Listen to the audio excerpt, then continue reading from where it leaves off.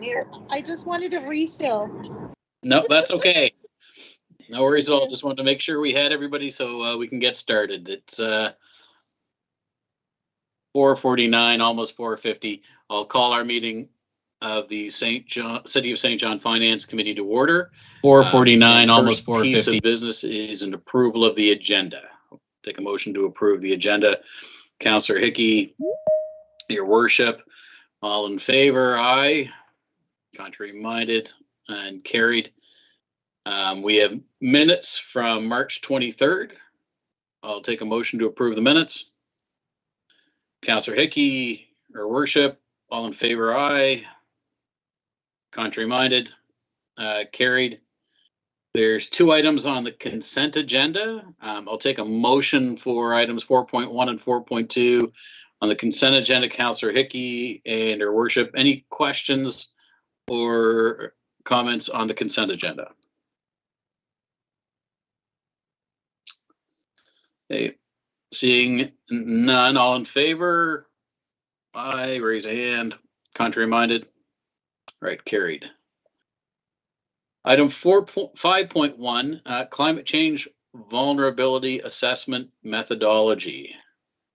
CFO Fudge? Mr. McGovern, actually. Mr. McGovern. Thank you. Good evening, Chairman Sullivan, members of Finance Committee. This item is before you this evening, the Climate Change Vulnerability Assessments Phase 1 and 2.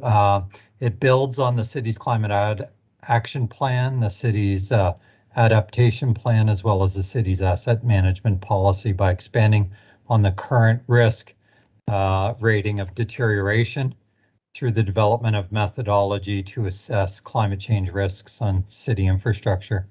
This has been a 2 to 3 year process with a lot of work done by RV Anderson. Mr. Samir Yamin and many departments have contributed to this. And RV Anderson is joining us this evening, as well as Mr. Yamin. We require your endorsement of the methodology and Council's endorsement of the St. John Climate Change Vulnerability Assessment Methodology to meet the FCM's funding agreement and integrate the climate change vulnerability risk into decision making as it relates to infrastructure assets such as roads, buildings, and water and wastewater systems. And with that, I'll briefly turn it over to Mr. Yamin, who will introduce RV Anderson. Thank you. Okay, thank you, everyone. Thank you, Mr. McGovern. I'll be happy to present the climate change vulnerability assessment methodology.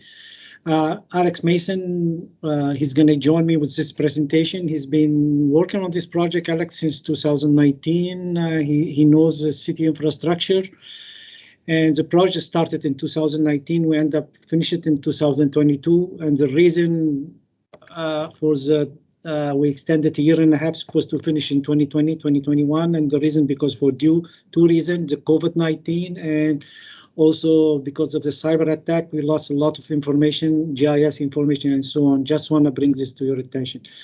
So I'm going to share my screen first here, if you don't mind, please.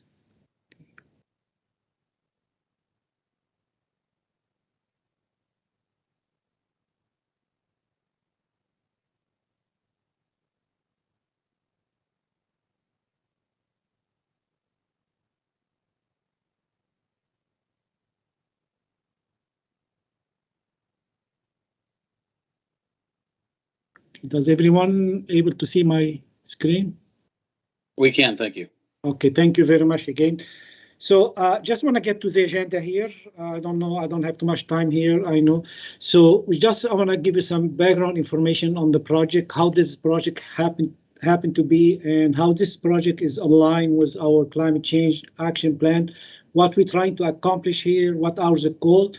And then I'm going to hand it over to Alex Mason from RV Anderson to talk about the methodology we use and the result, and we end it with the next step here. I know there is a lot of information available here, but we're trying to get this done in 10 to 12 minute presentation. So before I want to explain to you something, I just want to make sure that what we're doing on this project is well aligned with always with the council priority as well with our climate change action plan, which was approved in 2019. The climate change action plan consists of 3 pillars, which is our climate change adaptation, mitigation, and asset management strategy. And all these 3 pillars, they have to work together, integrated together for us to meet or the following principle or the objective, to make sure that our community as well, our infrastructure is resilient to climate events. Second, we need to ensure that our infrastructure, we're providing optimal level at the lowest life cycle cost in the environmentally, economically, and socially sustainable manner to the public. Thirdly, we need to maximize our capital investment, and this climate change action plan help us to achieve that. And lastly, which is very important to us, we need to ensure that our climate change action plan is aligned with provincial and federal standard in order for us to continue secure infrastructure funding here. So these are the reason we're doing the climate change action plan. And one of the action pillar in it is the asset management. In 2021, the city of Saint John, as part of the asset management program, they approve a policy. In the policy, there is a statement to ensure that for any future infrastructure renewal or new infrastructure, that climate change should be considered. So this is how the project happened. The question here, how can we integrate climate change event into our capital investment or into our decision making, or in better, how can we quantify what the impact of climate change is on our infrastructure?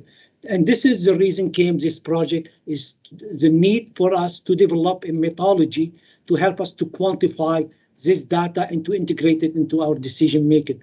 Previously, before, when we develop our capital program and when we develop our decision making, we were using risk rating system, which include only the condition or the physical condition of our asset. However, with this methodology, we are taking consideration is what is the impact on climate change on our infrastructure. So we are integrating climate change into our decision making when we develop our long-term capital plan, whether on the general fund, whether on the utility fund. In order to do this, in 2019, we put an application for FCM to get funding to implement this strategy or this methodology. So we will be able to receive $125,000 toward this project, toward implementing this project. So the whole idea of the project here is we need to ensure whatever methodology we need to do, we need to make sure this methodology is simple to help the staff with some experience to be applied and to apply it for their asset group here. So this is very important. We need to ensure that we need to pre-identify what are the future climate event and historic climate event which might impact our infrastructure. So we have to define it clearly. We need also to make sure the difference between adaptation and mitigation. In mitigation, when we do energy retrofit, we can see the benefit. However, when we do adaptation, we don't see the benefit unless something happens. So what we need to do here, we need to develop some adaptation measure on some of our assets, and we need to ensure that the adaptation measure are quantified. We need to determine what the economic benefit when we apply this adaptation measure, whether it's on stormwater, on road, or on building. So therefore, we need to develop some kind of ROI on that. And lastly, which is important, we need to ensure that as part of this project, the staff has the training and the tool capacity to enable them to apply this methodology and start integrating the climate change into any new or upgrade any new infrastructure. So before I hand it to Alex to talk about more in detail about the methodology and the result and the next step here, I just want to give you the idea about the scope of work. The scope of work was divided into 2 phases, which phase 1 concentrate on developing and establishing the methodology, and also to use this methodology and apply it on some of the asset group in the stormwater, such as some culvert, outfall, pond, and stormwater system, when we have choose 10 asset system to apply this methodology for it. This project was completed in 2022. Then after this, we jump into phase 2, which look at refining this methodology, and further one training step and apply it on other asset groups such as road, wastewater, and building here. So in overall, we are very able and successful to simplify the methodology to a certain limit to help us to move forward to the next step when we do implementation of the project. So now I would like to ask, I'm going to hand it over to Alex Mason to provide more information on the methodology we have used and the outcome and the result and what is our next step. If you can take it, Alex, from here. Awesome. Thank you very much, Samir. Nice to meet everyone. I'm Alex Mason from RV Anderson. So to get into a bit of the approach and methodology, right at the outset of phase one, we developed, we established a methodology. We took some inspiration from the Engineers Canada PIVC protocol, which is a risk assessment framework specifically developed for infrastructure. The risk register, which we'll get into, we based that off the IPWEA standard, the structure, how we're going to append and track this data at the end of evaluations. From phase 1 and 2, we simplified the methodology based on the ISO 14091, which is an international standard on climate change vulnerability assessments. And throughout it all, we made sure that phase 1 and 2 and our complete and finalized methodology was compliant with Infrastructure Canada's Climate Lens Resilience Assessment to satisfy future funding requirements, which the city will inevitably be involved in. So next slide, please. Perfect. Okay, this is a brief overview of our finalized risk assessment methodology. So based on all of those industry standards I just talked about, so I'll just briefly walk through it. It typically starts with a project definition and data collection stage, where at that point we define our project boundaries spatially and also a time horizon at which we're going to base our climate data research on. We'll also get into the data collection. We need a certain amount of infrastructure data to understand how sensitive the infrastructure is to climate loads.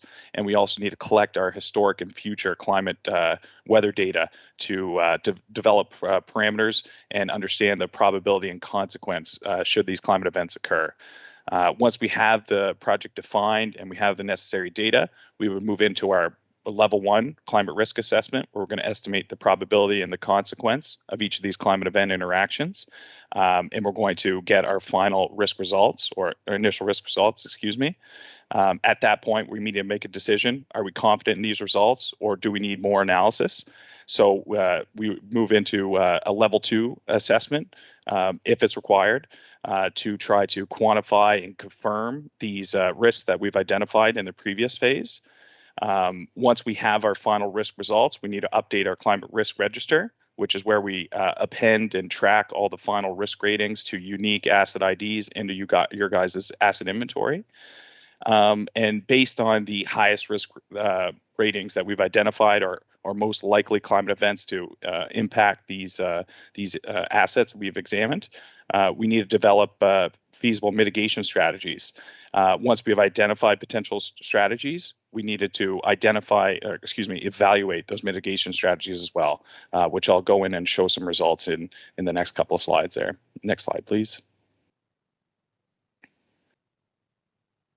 So phase 1, as Samir said, was focused on storm drainage infrastructure. Phase 1 consisted of full top to bottom risk assessment framework. So we included the project definition, the detailed risk assessment. We identified and evaluated the mitigation strategies, and then we updated our risk register to be joined to the GIS inventory. So phase 1 focused on storm drainage infrastructure spread across the city of St. John, just to demonstrate the capabilities of the risk assessment and introduce a couple of different characteristics that these, based on geography or asset type, that these specific assets presented. So we included culverts located at Brothers Cove and Ragged Point Road, just in the Milledgeville area, I believe. Stormwater management ponds were Boar's Head Road and Sherbrooke Sand Cove. And Sherbrooke Sand Cove is a unique one. It's an underground storage structure. The storm sewers systems and catch basins, we focused on McAllister Drive and Bayside Drive. For outfalls, we included Glenwood Drive and Marketplace. And for open channels, we included Marsh Creek and in Majors Brook. So again, phase one, as Samir said, we focus on developing the initial methodology, and we look to improve that moving into phase two. So we can move on to the next slide, and I'll show you some of the results of phase one. So here's a table just to show you some of the highest risk ratings we identified per asset type. Culverts and outfalls share a lot of similarities in just the way they function. So their risk ratings were basically identical. The top risk rating being sea level rise and storm surge, just based on the specific asset locations that we examined. Also hurricanes and spring freshet. And obviously spring freshet is a common occurrence for everyone in the city of St. John, and there was some risk with backwater effects and potential to wash out these culverts. Open channels, we found wildland fire, multi-day rainfall, and hurricanes were the first, second, and third highest risk ratings. Catch basins and storm sewers were multi-day rainfall, hurricanes, and spring freshets. So here we're talking about system surcharging, causing backups through your storm sewer systems and causing localized flooding in some of those urbanized areas. And finally, the stormwater management ponds. We found rain on freezing rain to be the most likely vulnerability to stormwater management ponds, with heavy rain being second and hurricanes being third. So we can move on to the next slide, where we'll get into some of the mitigation strategies. So based on those highest risk ratings, we developed appropriate mitigation strategies just to develop an initial list, which hopefully the city can continually expand on. So this is an example here for culverts or Brothers Cove. Some examples were increased frequency of maintenance and cleaning, improved access to facilitate routine maintenance, additional pipe barrel to improve conveyance capacity, embankment improvements, installation of trash racks. So obviously all of the mitigation strategies vary depending on the specifics of each asset and the specifics of different asset types, culverts compared to outfalls, and so on. So based on these mitigation strategies, we developed initial costs or cost to implement the projects. We knew the useful life once these projects were implemented. And based on that, we calculated the ROI and mitigated risk should these projects move forward to evaluate the effectiveness if they were to be implemented. So ROI, basically, you calculate the losses avoided over the life of the project compared to the project, the cost of the project to be implemented. And you can see that some of them rise to the top based on ROI, using $1 as a measure of effectiveness, while mitigated risk is just another lens to view this as. We determined basically once the project is implemented, how does our future risk rating that we have change? So using mitigated risk as a measure, we can see which ones are most effective. So we can move on to the next slide into phase two. So phase two, we had to demonstrate the assessment methodology on other major asset categories. Here we expanded the study to include roads, water and wastewater, and buildings. So roads, we focus on Rossay Avenue and Greenhead Road. Greenhead Road specifically is just a short segment right on the river crossing. There's a culvert. Water and wastewater infrastructure, we examined the Reversing Falls transmission main, which is a suspended transmission main on the Reversing Falls Bridge, which is quite unique. So that was a neat study. And then also the Dominion Park water and wastewater linear infrastructure.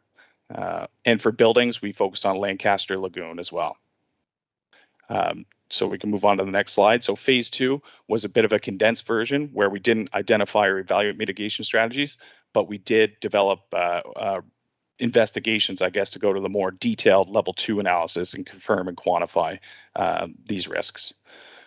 So based on the risk assessment for Greenhead Road, spring freshet was found to be the most or the highest risk rating, just basically located right on the river, high likelihood to wash out or become back up or surcharged, with storm surge and ice storms being second and third. Rossay Avenue precipitation events, as you guys are familiar with, were the most likely, I guess, vulnerability we identified. Reversing Falls transmission main was wind events, just being a suspended water main on a bridge. There was lots of, I guess, concern to those causing stretches to the structural integrity of the structure. In Dominion Park, spring freshet and storm surge and heavy rain were found to be first, second, and third. and Lancaster Lagoon, obviously located near the coast. Hurricane, storm surge, and sea level rise presented the most likely vulnerability. Just as I said, being so close to the coast, obviously sea level rise and storm surge, should it back up into the settlement ponds and aeration ponds and whatnot, could cause concern there for environmental effects. But that's just a brief look at the phase 2 results. So I can move on to the project outcomes, I believe. The next slide. Perfect. So I guess upon completing the project, we successfully developed a comprehensive methodology to identify climate change vulnerabilities. We demonstrated that on major asset categories. We also compiled historic and future climate parameters for future assessment. So these are the most likely climate events that we vetted with the project working group, and these are ready for subsequent assessments. We demonstrated the methodology on major asset categories, as I mentioned above. We incorporated city staff feedback throughout the assessment at each stage. We had workshops and training sessions to bring in feedback from our project working group and tailor it to your specific organizational needs. We developed and refined the tools and templates. So some examples of tools and templates were a standard reporting template based on the ISO 14091, the risk assessment worksheet, which was very much streamlined from phase 1 to 2, and the risk register, which is an awesome functional worksheet that you can append your results to the GIS inventory. The assessment methodology is compatible with the city's AM policy and risk rating framework, and obviously the whole goal, or one of the main goals, is to improve capital investment decision making. The more information you have, the more appropriate decisions can be made. And also the assessment is ready. It's compliant with federal and provincial funding requirements should you guys need it in the future. So we'll move on to the last slide, I believe. We're almost last. So next steps, based on the results of our development of this methodology, we need to understand how to integrate the protocol into the asset management program. How do we incorporate risk register into capital investments and decision making? How to use the data in day-to-day decision making? We need to develop further tools and templates to simplify the assessments. We want the assessments to be consistent and objective and repeatable. So more tools and templates are only going to help the city. We need to conduct further staff training on the assessment methodology. And we also need to establish an implementation strategy and begin to evaluate climate change risk. How are we going to roll this out, I guess, on the rest of the asset inventory?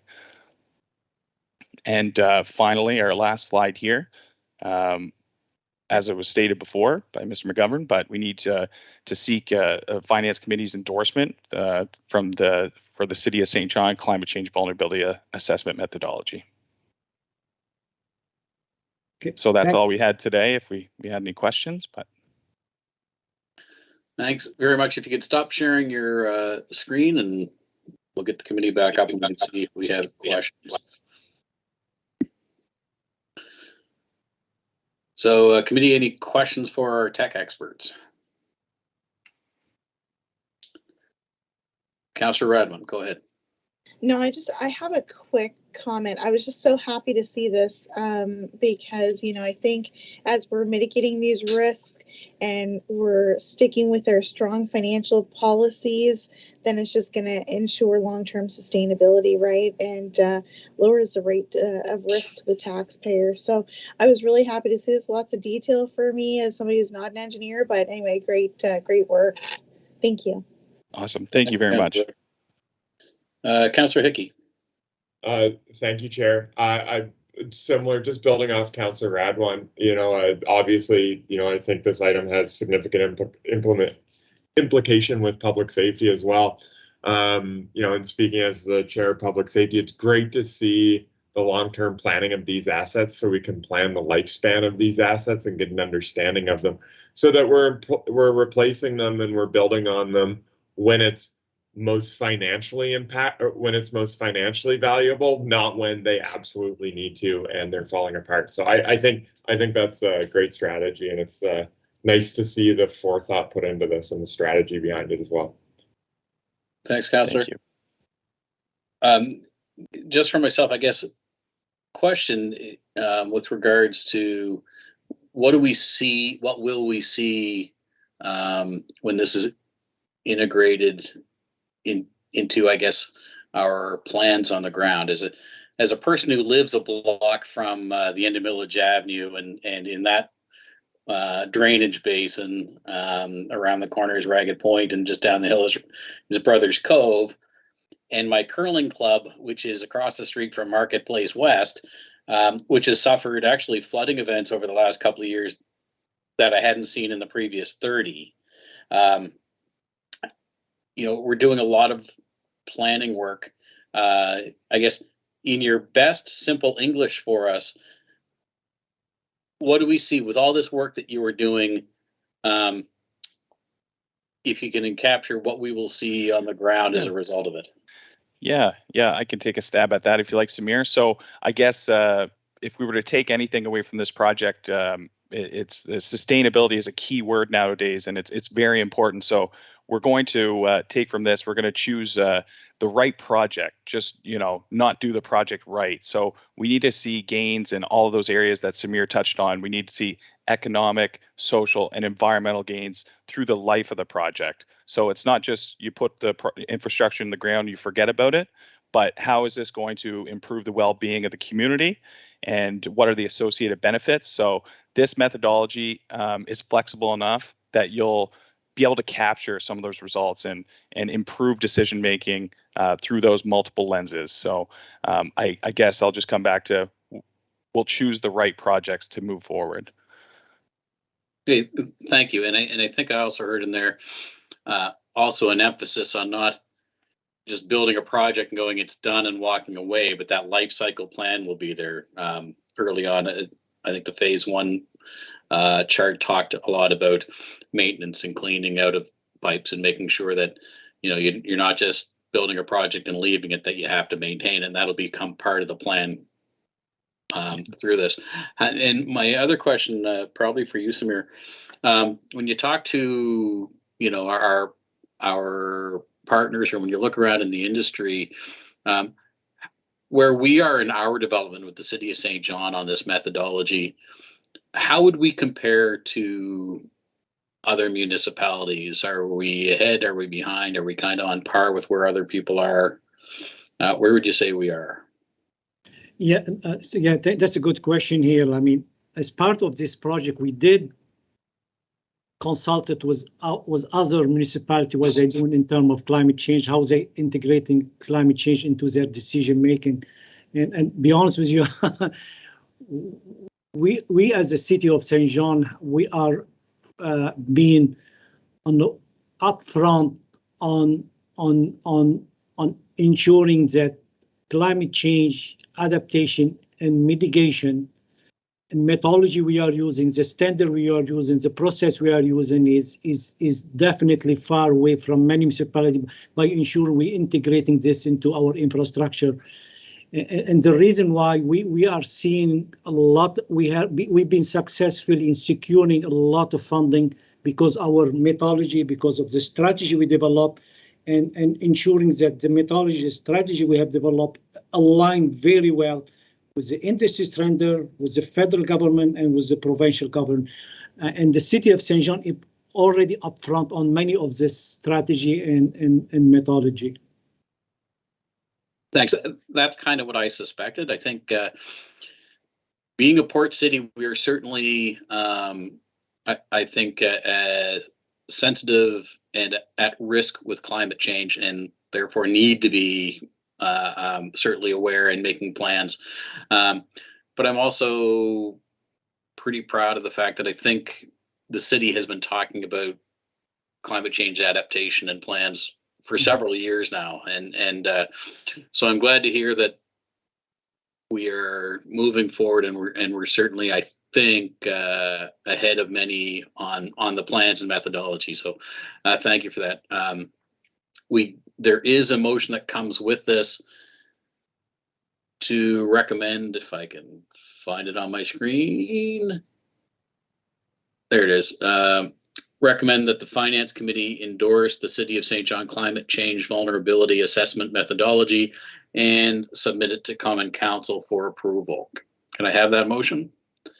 Your Worship and Councillor Hickey, questions All in favor, aye. Contrary minded? Carried. Thanks, Mr. Mason. Thanks, Mr. Yeoman. Thanks very much, everyone.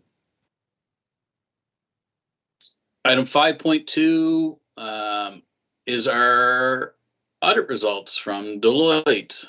CFO Fudge. Thank you, Mr. Chair. Good afternoon, members of the Finance Committee. Your finance package this evening is somewhere over 500 pages, and almost 25% of that package represents financial statements, financial forecast, audited financial statements. And the statements that are in your package, the majority of them are prepared in accordance with generally accepted accounting principles, which require coordination with our agencies, boards, commissions. They're very complex. They take a tremendous amount of effort to complete.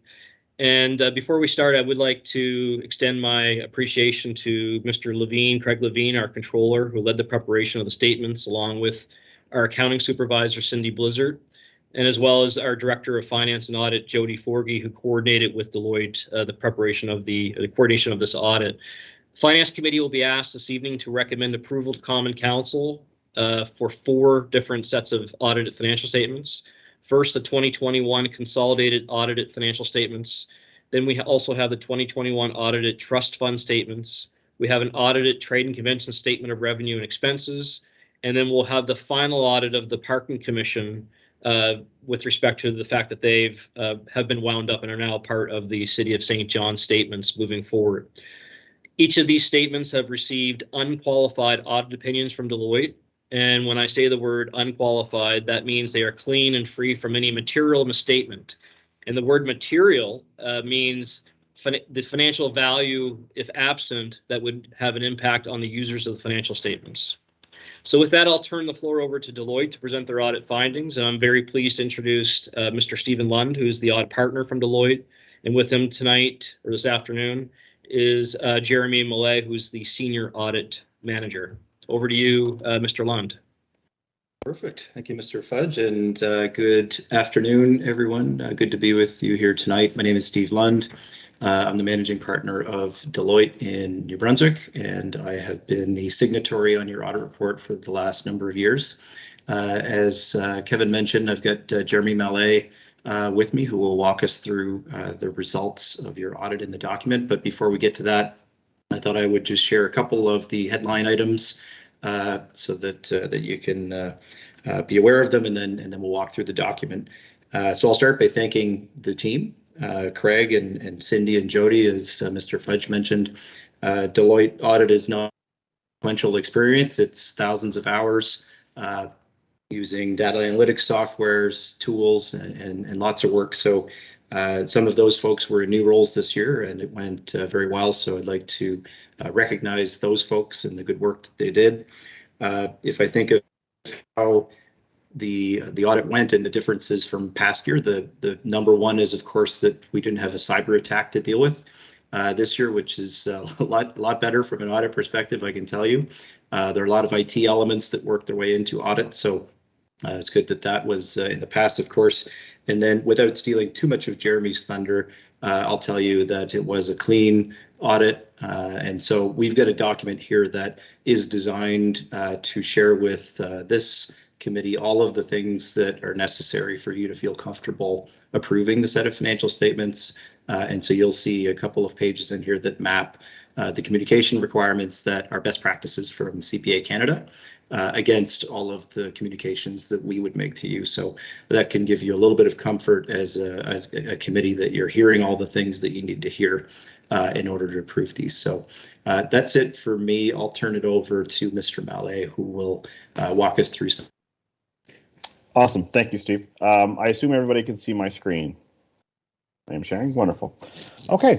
So if at any point you have any questions or any issues, by all means, please stop me and we can go through it, or save it for the end, and we'll address them as best we can. So as Mr. Fudge said, we did perform the audit of the consolidated financial statements in accordance with public sector accounting standards, and our audit was conducted in accordance with generally accepted auditing standards, Canadian GAAP. There was no deviation from our master service agreement that was dated February 22nd, 2019. Every year we get just a confirmation of changes, but there's no significant changes to that. The significant risks I'll go through a little bit later, but there are two that we'll note that are presumed fraud risks, and so they're present in all audits that we do. The materiality that we use this year was 6.4 million, which is down from 7.4, just over 7.4 last year. I do want to note that 7.4 is the number that we need to attain, that there can't be any errors above the 6.4 in order for us to sign off. Any errors or issues above $320,000 would be reported to this committee. And so kind of just a bit of note there that it's not, if there's a $5 million uncorrected error, you would know about it. If there's a $5,000 one, you would not, that kind of thing. So just keep that in mind. It is a very large number, but when, once we go through the financial statements, there's a reason why, and it's all relative. So it's well within our numbers from our auditing standards. So a few outstanding items that are always kind of the case, and even that some of these items have been rectified since this document was sent out. So management signed a management rep letter, which we would not receive until the approval of the statements. So that'll be coming later. Subsequent events, just final review of certain documents. So nothing to note, nothing of concern. Really. The highlight, other than the one that Steve mentioned about cyber, which we won't talk about anymore, is COVID-19, which is still present in our audit in a sense, and then the windup of parking, which did have a bit of an impact in our audit, but there were no changes. They didn't create additional significant risks. They were simply items that we highlighted as part of our audit procedures. So our audit fees. In 2018, I believe it was 2018, we did go through the RFP process, and so the $67,050 as well as the $1,675 for the Consolidated Trust Fund have been agreed upon in advance. The windup of parking is simply that there will be no more parking fee separate. It's just an additional amount, considering we're bringing in what we would have considered a significant component to the consolidated statement. So it's just a small addition. It's not as big as it would be because it's not a full standalone audit. So that $3,500 is that. So we wanted to highlight that just in case there was any concerns or questions. No concerns with going concern, just based on the fact that you're a city and you got to keep moving on. There's no risk there. And again, as Steve and Mr. Fudge said, there's the results. We will be issuing clean audit opinions. So we do have a version of the auditor's report at a later appendix. Significant risks. So there, like I said, there are two significant risks. There's the presumed risk of fraud on revenue recognition for property taxes, unconditional grants, and other revenues. So in all of our audits that we do, revenue is a presumed fraud risks, and therefore it's a significant risk. So this isn't unique to the city of St. John. In a lot of cases, actually, for example, property taxes, the risk is probably a little bit mitigated by the fact that you don't control it. You kind of just, there's a lot of outside factors, but it still is there, and we do perform significant audit risks on it. We do note that we obtained sufficient audit evidence to conclude that there were no material misstatements. So no concerns based on the work that we completed, and very comfortable with the policies that are in place. Additionally, management override of controls, which is really just a fancy way of saying that if management wanted to and had the intention to, they could manipulate the financial information that is included in our audit. We found no instances of such, but it is present again in all of our audits. It's not unique to the city of St. John, and so we did obtain sufficient evidence to conclude that there were no material misstatements noted on the management override of controls. So significant events. I won't talk too much about COVID-19. We're kind of, we've been through it. This year was a bit of a hybrid approach. So we had some time on site, some time at the office, which will probably continue to be the case. especially with, at times it's not always easy to find a room or a boardroom to fit us in. And for that matter, we're only a 5-minute walk away. So we like the fact that we can come and go when needed. So our whole new mentality is a lot about purpose. Everything has to be for a purpose. So if we're on site, it's because we're looking at invoices to save the city time from scanning everything to us and those types of things. But we're not just going to kind of set up shop for 3 months and just sit there because that's what we used to do. So really, it's been some very good things that have come out of COVID from an audit perspective. And I think everybody's happy to see the auditors just a little bit less. And we understand that. So dissolution of parking of the St. John Parking Commission. Again, it had an impact on our audit in the fact that we performed the financial statement audit up to September 30th, which are included in your package. And really, from an audit perspective, that was a fairly regular year. There are a few different things that we need to do. And then for the additional 3 months, we needed to make sure that cutoff was performed appropriately. We had to make sure that only the 3 months that remained were included in the consolidated financial statements of the city. So a few things that came out of that, but really it was a fairly successful process. And the big part of that was that we knew very early on that this was happening. So it was well planned out. Craig and Jody did a great job of letting us know early versus we've had some of these situations where it's come after the fact, and it's never a good thing. So really happy with how that procedure went. Significant accounting policies, judgments, and estimates. So there's nothing new here from previous years. We like to highlight this in the fact that there are some areas where management and kind of the accounting folks have some judgment that is applied. It's all within policies and it's applied consistently, but it is something that we highlight. So allowance for doubtful accounts, the tangible capital assets, so useful life, any impairments that may be required would require some expertise and some judgment, accounts payable accruals, and then assumptions related to the pension plan as well. So again, nothing of note that from a negative perspective, simply highlighting it for this committee. As Steve mentioned, as committee members, we are required to communicate to you a few things based on Canadian auditing standards.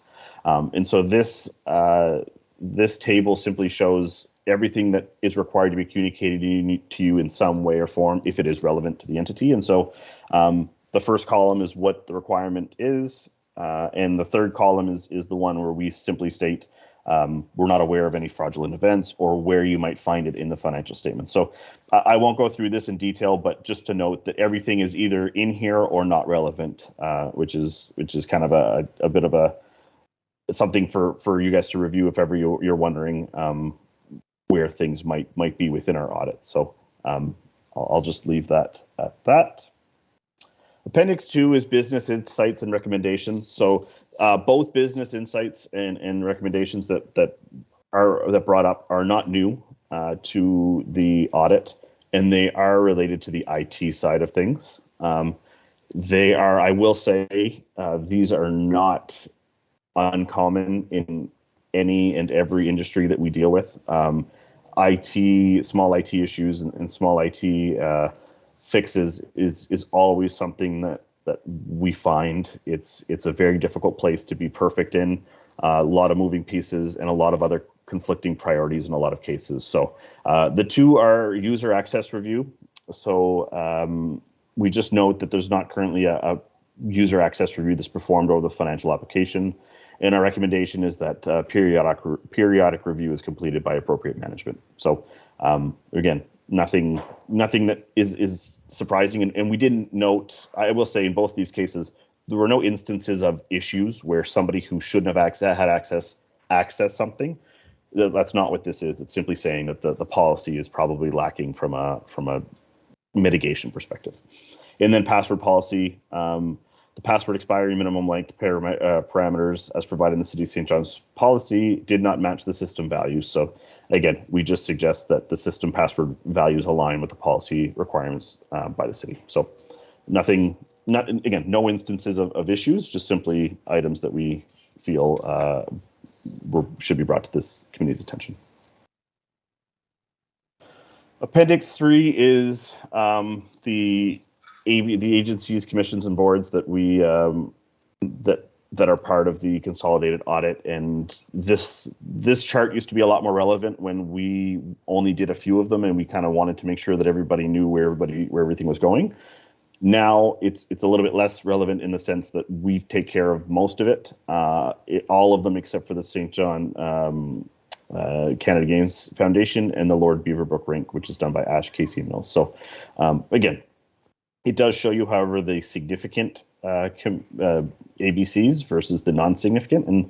And what we mean by that is we still perform audits on these, on the Training Convention Center, the Aquatic Center, and Free Public Library. It's just in the grand scheme of the consolidated financial statements, they're not either quantitatively or qualitatively material enough that they affect the overall. But we still perform full audits, and there's no issues. It's simply on the consolidated side that it's affected.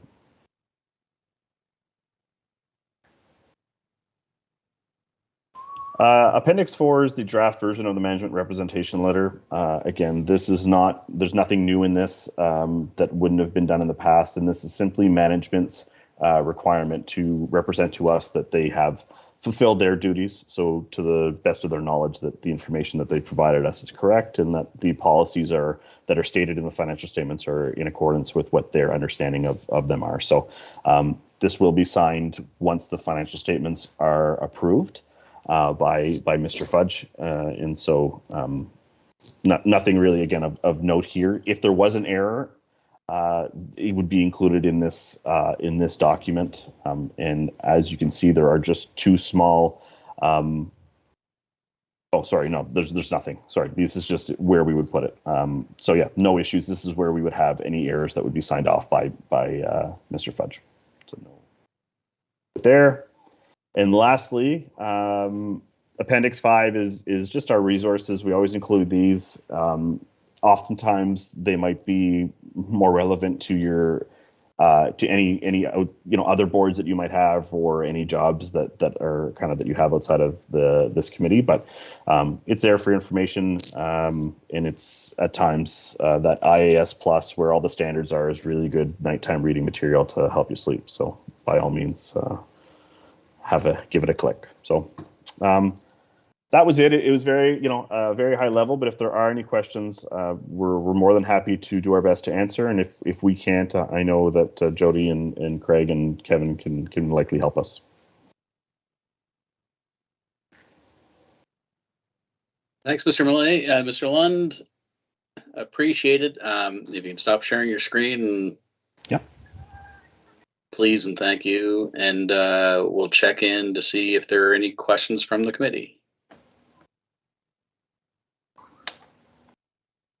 We're good? No,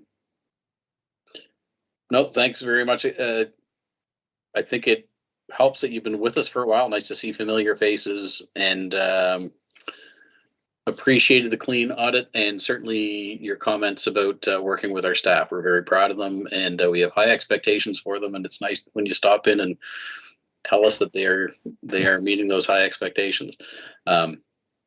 So if there are no questions, Mr. Fudge, perhaps you can help me through this. I know we have, I think it's actually in 5.3, the resolutions that go with. Yes, the resolutions in 5.3 would be for approving the financial statements, and we'll get to that when Mr. Levine does his presentation. Okay. This would be receive and file, I believe, and I think Councillor Radwan has a question. Councillor Radwan, go ahead.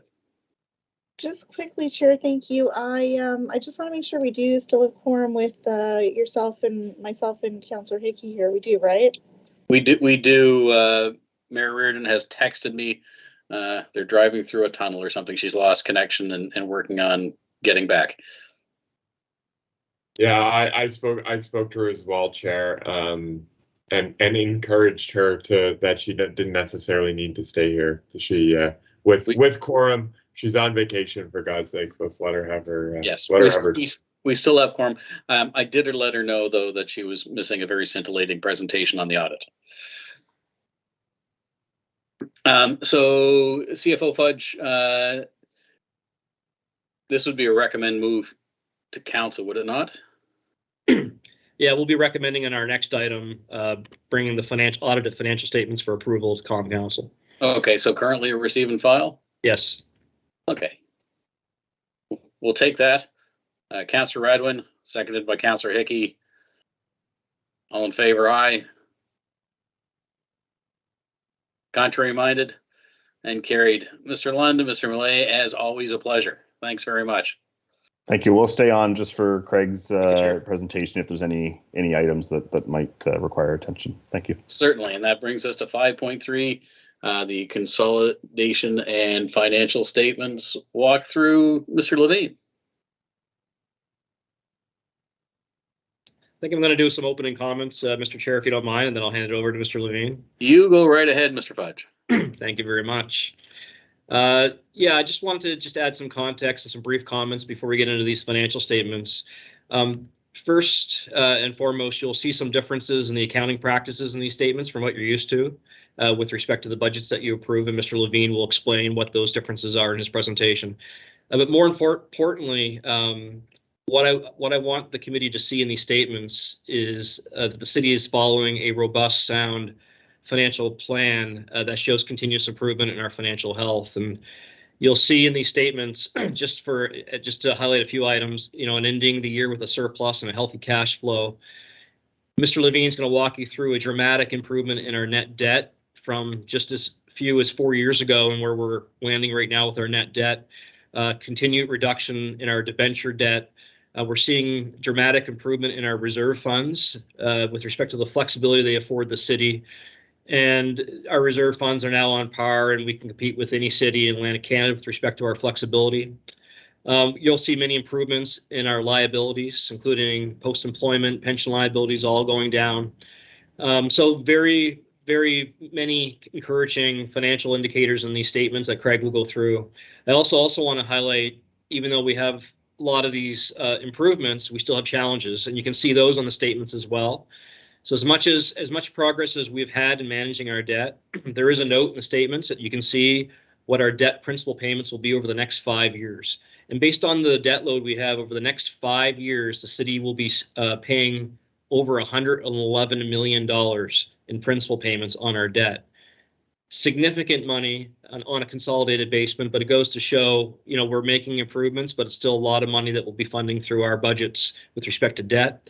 You'll also see when looking at the statements, the city's infrastructure, you'll see that the assets and infrastructure, and it's about $1 billion in infrastructure net book value on the statement, you'll see that they're depreciating at over $41 million per year.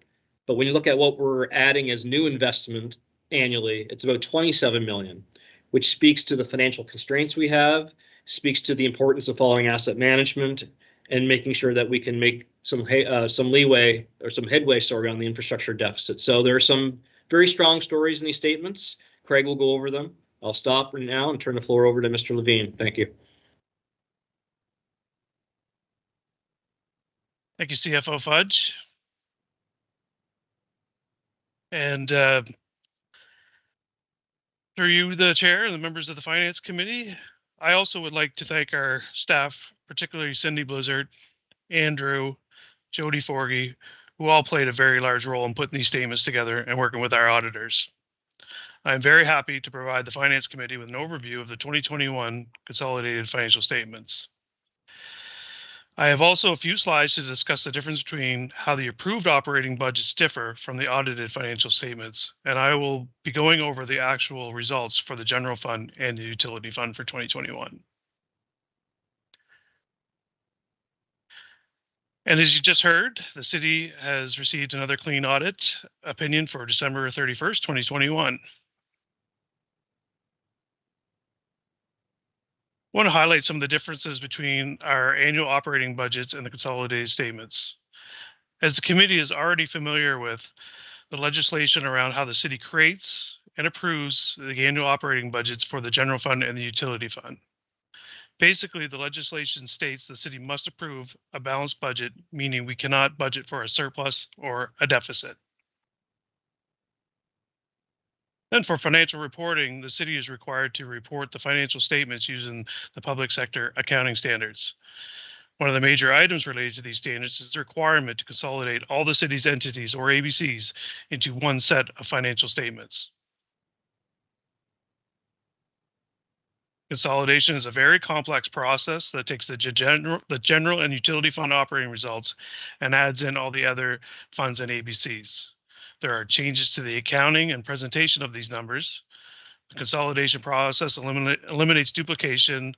Example, revenue for one entity that is an expense in another entity is eliminated. Financial statement terms are very different, and the city's requirement of a balanced budget is not based on these financial statements. Here are some accounting differences. I won't go through each of them, but these are some of the major differences. I will take reserves for an example. Under the consolidated method, reserves are not allowed and must be eliminated. So we may have expenses for reserves in the fund statements, but they will not show up in the consolidated statements. And just a quick overview of our entities. We currently have 13 entities, which is lower than previous years, with the Park Commission and Develop SJ now rolled up into the general fund. So let's jump into the 2021 consolidated financial statements. On page 6 of your consolidated financial statements, or page 318 of your kits, is a statement of financial position, what really could be compared to as a balance sheet. It really does tell our story, and it's more than just financial. It's more than just numbers. The city's financial health continues to improve. Our long-term financial plan is working. Debt continues to decrease, and infrastructure deficit is a critical financial indicator. As CFO Fudge alluded to, our consolidated net debt has dropped significantly. Back in 2014, we were around $300 million, and for a period ending of this year, we're at 159. Net debt is a key performance indicator of a municipality's overall health. The higher the level of net debt, the more future revenue will be needed to fund past transactions and events. And again, this is just a quick snapshot of our long-term financial debt. You can see the decrease since 2014. Again, just a snapshot of the utility funds deficit or debt, and you can see how much it's decreased since 2017. This is a great example of how our financial health continues to improve. Note 20 in the financial statements provides the city's statements of reserves, which are now just over $33 million. And you can see that in 2015, we had basically no reserves and how much we've improved since that time. This slide is to emphasize the importance of the continued focus on infrastructure deficit, which is a key factor in our general fund long-term financial plan and will certainly be a key factor in the utilities long-term financial plan. And for an example, the utility added $6.25 million when replacing assets in 2021. However, they amortized over $17 million in the same time period. And here's a snapshot of our annual surplus for 2021. This statement is on the consolidated financial page 6 or 319 in your kit. This would be considered basically an income statement. Consolidated revenues, less expenses. Overall surplus was just over $41.5 million for 2021. And there was considerable change year over year in the annual surplus and government transfers. And you can see the reasons for the variances on the slide.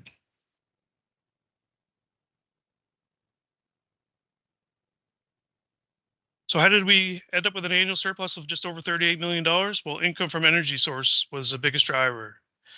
There was a significant non-cash accounting entry for the actuarial gains related to post-employment benefits recorded in 2021. We also received several one-time revenues in 2021, and a few are listed here. And as you can see, and as you will see shortly under the general fund results, much of these one-time revenues were offset by transferring to reserves. But as I pointed out earlier, under consolidated statements, we cannot have reserves. Therefore, there was no expenditure to offset these revenues, thus creating more surplus. Under the government transfer, 2020 had a large contribution for the Safe Clean Drinking Water, which obviously is done. I want to point out to any readers or users of these statements that note 23 provides the actual results for the general and utility funds, then all the adjustments for reporting purposes to get the annual surplus that ties into these consolidated statements. So, How did we do for the general fund? For 2021, the general fund ended up with a surplus of $1.753 million. Listed here is just a high overview of the variance for revenues. And you can see other revenue from own sources were the majority that were one-time revenues that we received during 2021. Here's the expenditure variance for the general fund. And as you can see, many of the one-time revenues that we received were transferred into reserves in 2021. And this would be aligned with the city's operating budget policy to ensure that the use of non-recurring revenues are not going to fund ongoing services. And also, as I mentioned earlier, these expenses are reversed for consolidation since there's no reserves allowed. Utility fund highlights. So the utility fund ended up with a surplus of just over $1.5 million for 2021. Revenue variance is a result of both higher than expected revenue from a potable perspective and industrial user perspective. The expenditure variance is split fairly evenly across each of the service areas. A substantial portion of the expenditure variance is related to wages and benefits, which was under budget by almost $550,000 for 2021. And with that, it's recommended that the Finance Committee approves the audited 2021 consolidated financial statements. Finance Committee approves the 2021 statements of revenue and expenses for the St. John Trading Convention Center. Finance Committee approves the 2021 City of St. John Trust Funds financial statements. Finance Committee approves the 2021 St. John Parking Commission financial statements. And finally, that the Finance Committee recommends that Common Council approve the 21 consolidated financial statements as presented, as well as the Trading Convention statements and the Trust financial statements. And with that, I will certainly be happy to answer any questions. And I'll stop sharing my screen. Thank you, Mr. Levine. Questions for our financial staff? Councillor Radwan. Thank you, Chair. I do have a couple of specific questions. So just wondering, in our packet, well, I guess for you guys, it's page 333. And under other miscellaneous revenues, what would that include? It's $8.8 million. Just curious what that budget item is. Sure. Like what would be in that? Yeah, sure. So that's a combination of quite a few different items. So we had actuarial gains on budget of ended up being $1.284 million. We received funding from St. John Energy, which was $525,000. The windup of Discover SJ came in at just shy of $370,000. We received funding from our federal and provincial counterparts for COVID Safe Restart funds, and that was $3.67 million. The windup of Develop SJ was $1.625 million. We received some funding from when we hire our students. Every year we do get some funding back from the federal government, so that was over $50,000, and as well as transfers from reserves was $830,000. And that should come pretty close. Yeah, there you go. And another budget line item I was wondering about is the Market Square rental.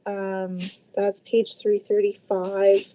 The actual was 1.98 million. Expected was 2.25 million.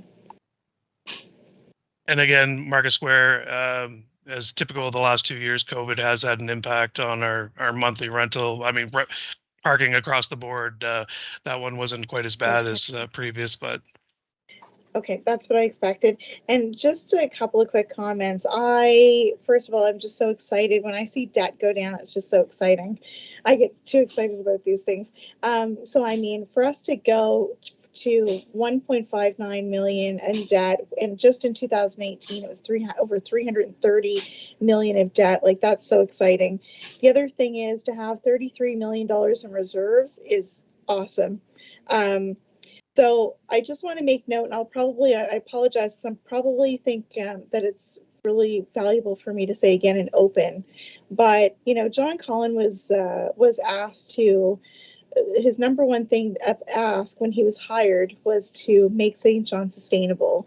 And with records like these, I really think that, you know, under your leadership, John, obviously staff are doing a fabulous job, but you know, you guys had your hopper exercises that I watched very closely there, and so we look like we're on the right path. So I just like to say I think that's fantastic, and great job.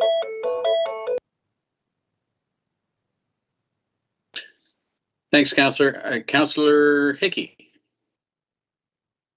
Thanks, Chair. You'll notice I've taken the place of Councillor Reardon in my change in location here. But look, there's a lot to celebrate here. You know, I don't think I have any specific questions, more comments for staff, and you know, I certainly reminisce when I was first came onto council. You know, these conversations around finance committee and at council were very different. And staff will recall these conversations being very different, and it led to a lot of really difficult decisions that had to be in place, but we stuck to them. We put in a long-term financial plan, and we're seeing it pay off, I think. And you know, I think we're seeing that diligence pay off, and I think that really matters. And you know, in the same breath, we're seeing the power that growth can make, and we're seeing the power that the change in the city I think we've all seen over the last few years can have. That's what makes me particularly excited about this. That's what makes me particularly excited about what's to come for the city. But you know, really, I think there's a lot to celebrate here, and there's a lot to celebrate in staff's diligence and council's diligence in making sure that, you know, we built the plan, worked the plan, and now I think we're seeing it pay off. And always, like Councillor Radwan said, always great to see debt reduction a significant part of it. So that's great. Thanks, Councillor Hickey. Yeah, I guess I would just add my comments. My favorite piece of that presentation is the little virtual sticky note on one of the graphs that says "stick to the plan." We are certainly on a very sustainable, more solid foundation now than we were 6 years ago. However, and I'll be the however, it's because we've stuck to a financial plan. We established a financial plan. We've been disciplined to stay to the financial plan and work within those policies. Certainly, you know, a decline in debt is a strong indicator. Our increase in reserves also very smart. And, you know, we are seeing the need for that just starting to hit us. We've got tenders coming back that are over our estimates. Inflation is causing us, I'll say, pressures on paying for some of our operations now this year. You know, that garbage truck that's driving around is costing us more money in gas. The snow plows are costing us more money in gas. And so having those reserves is so incredibly important for us to maintain our services. So this is a very good news, and I think it is worth celebrating. But as I say when I coach sports, it's the work that you should be celebrating and encouraging. And if you keep working hard and you stick to your plan, that gets you the positive results. So, yeah, we've got good positive results, but what I want to celebrate is the fact that council and staff have stuck to the plan. So, and that's where the results come from. We have a list of recommendations, and unless members of the committee want to break them up, I would take or unless staff is telling me I have to do otherwise, I'd take a motion to move staff's recommendations. So I see that Councillor Hickey and Councillor Radwan. Any questions on the motion? All in favor signify aye or waving at your camera. Opposed? Carried. Thank you, Mr. Levine. Very good news, but thanks. And it's really staff throughout the organization. I'll jump on. Maintaining the financial plan is everybody doing their piece and pitching in. So that's very good. Item 5.4 is the year-to-date financial results. CFO Fudge.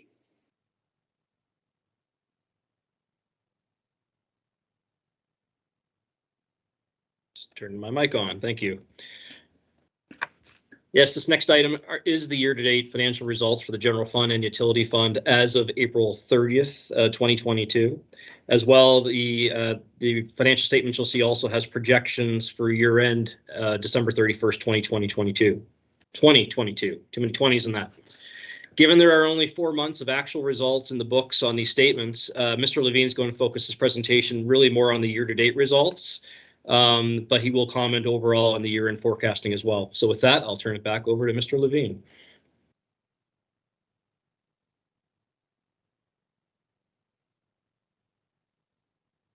Perfect. Thank you, CFO Fudge, and through you, Mr. Chair, and the members of the Finance Committee.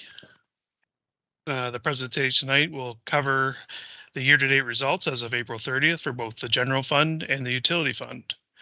I will go through each of the service areas and touch base on the year-to-date results and various explanations. And if there's any questions to the commissioners, they are here to answer. I also want to mention, as CFO Fudge just alluded to, the presentation will be on the April 30th, 2022 results. We do have year-end projections, and we'll answer any questions related to them. You will also see a recurring theme that every service area is showing surpluses in wages and benefits year to date. This is due to, or is currently due to, vacancies in all service areas, as well as certainly there's been some recruitment issues throughout the year.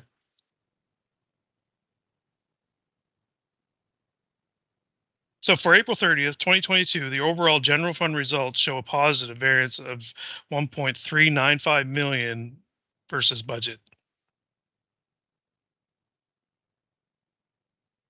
Revenues are at a 917,000 positive variance versus budget year to date. As you can see from the previous slide, two areas have the largest variance. For growth and development services, the majority of the revenue variances is for building permits, which is $250,000 positive variance year to date, which is certainly great news.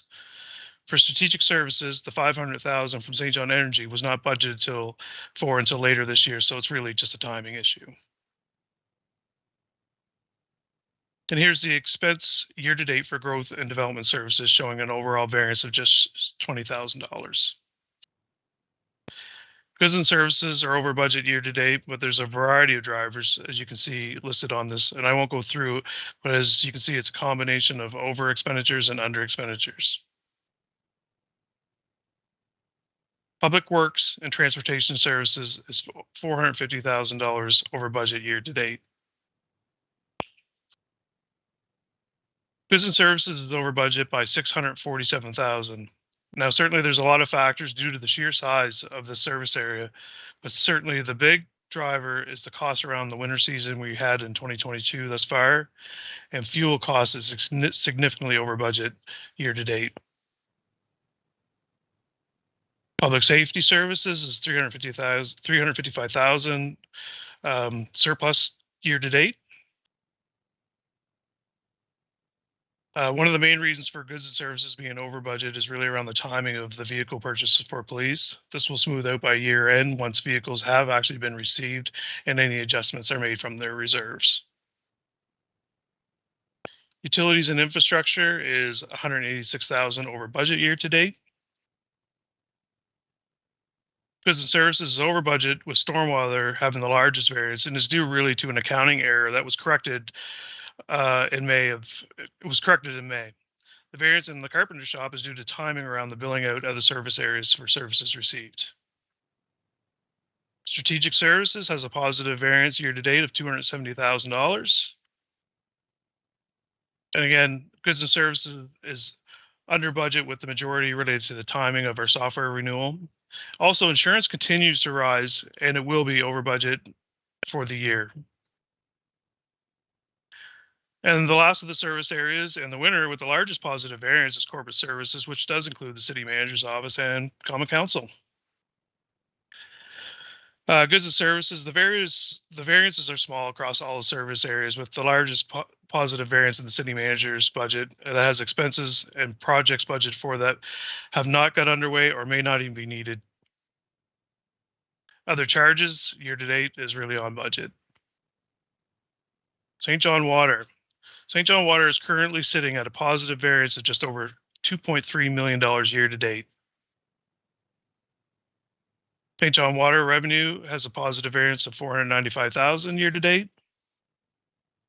Meter billings is trending positive at this point, and the utility is very hopeful that this will continue due to the COVID recovery, return of cruise ships, restaurants recovering, and all the other positive elements of the recovery. Other revenues is over budget for a number of factors such as interest, property transfers, and recoveries from the general fund. Expenditures year to date is 1.823 positive.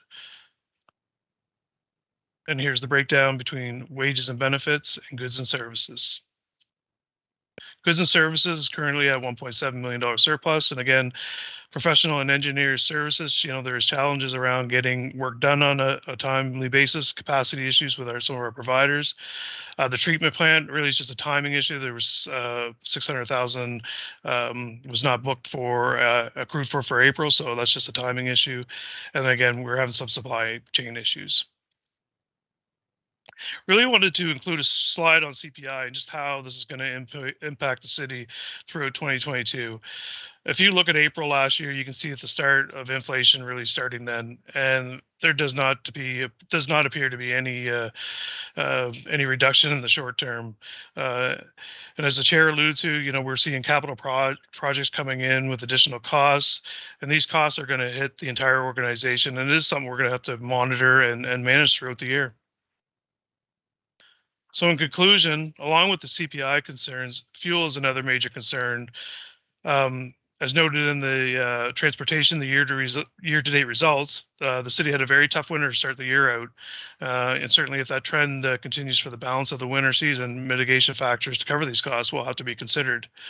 And with that, the recommendation is that the Finance Committee receive and file this report as presented, and certainly be happy to answer any questions.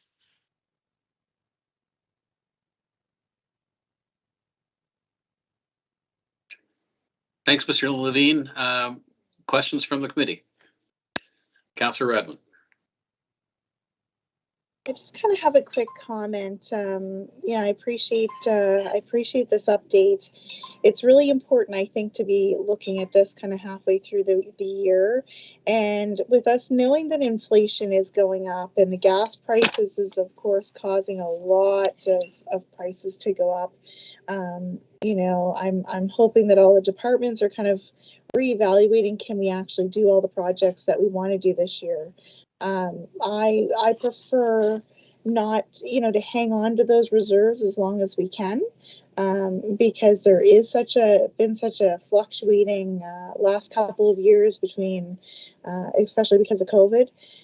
So anyway, that's just my 2 cents on that. I'd like to see us, adjust if we have to, and not tap into reserves later on.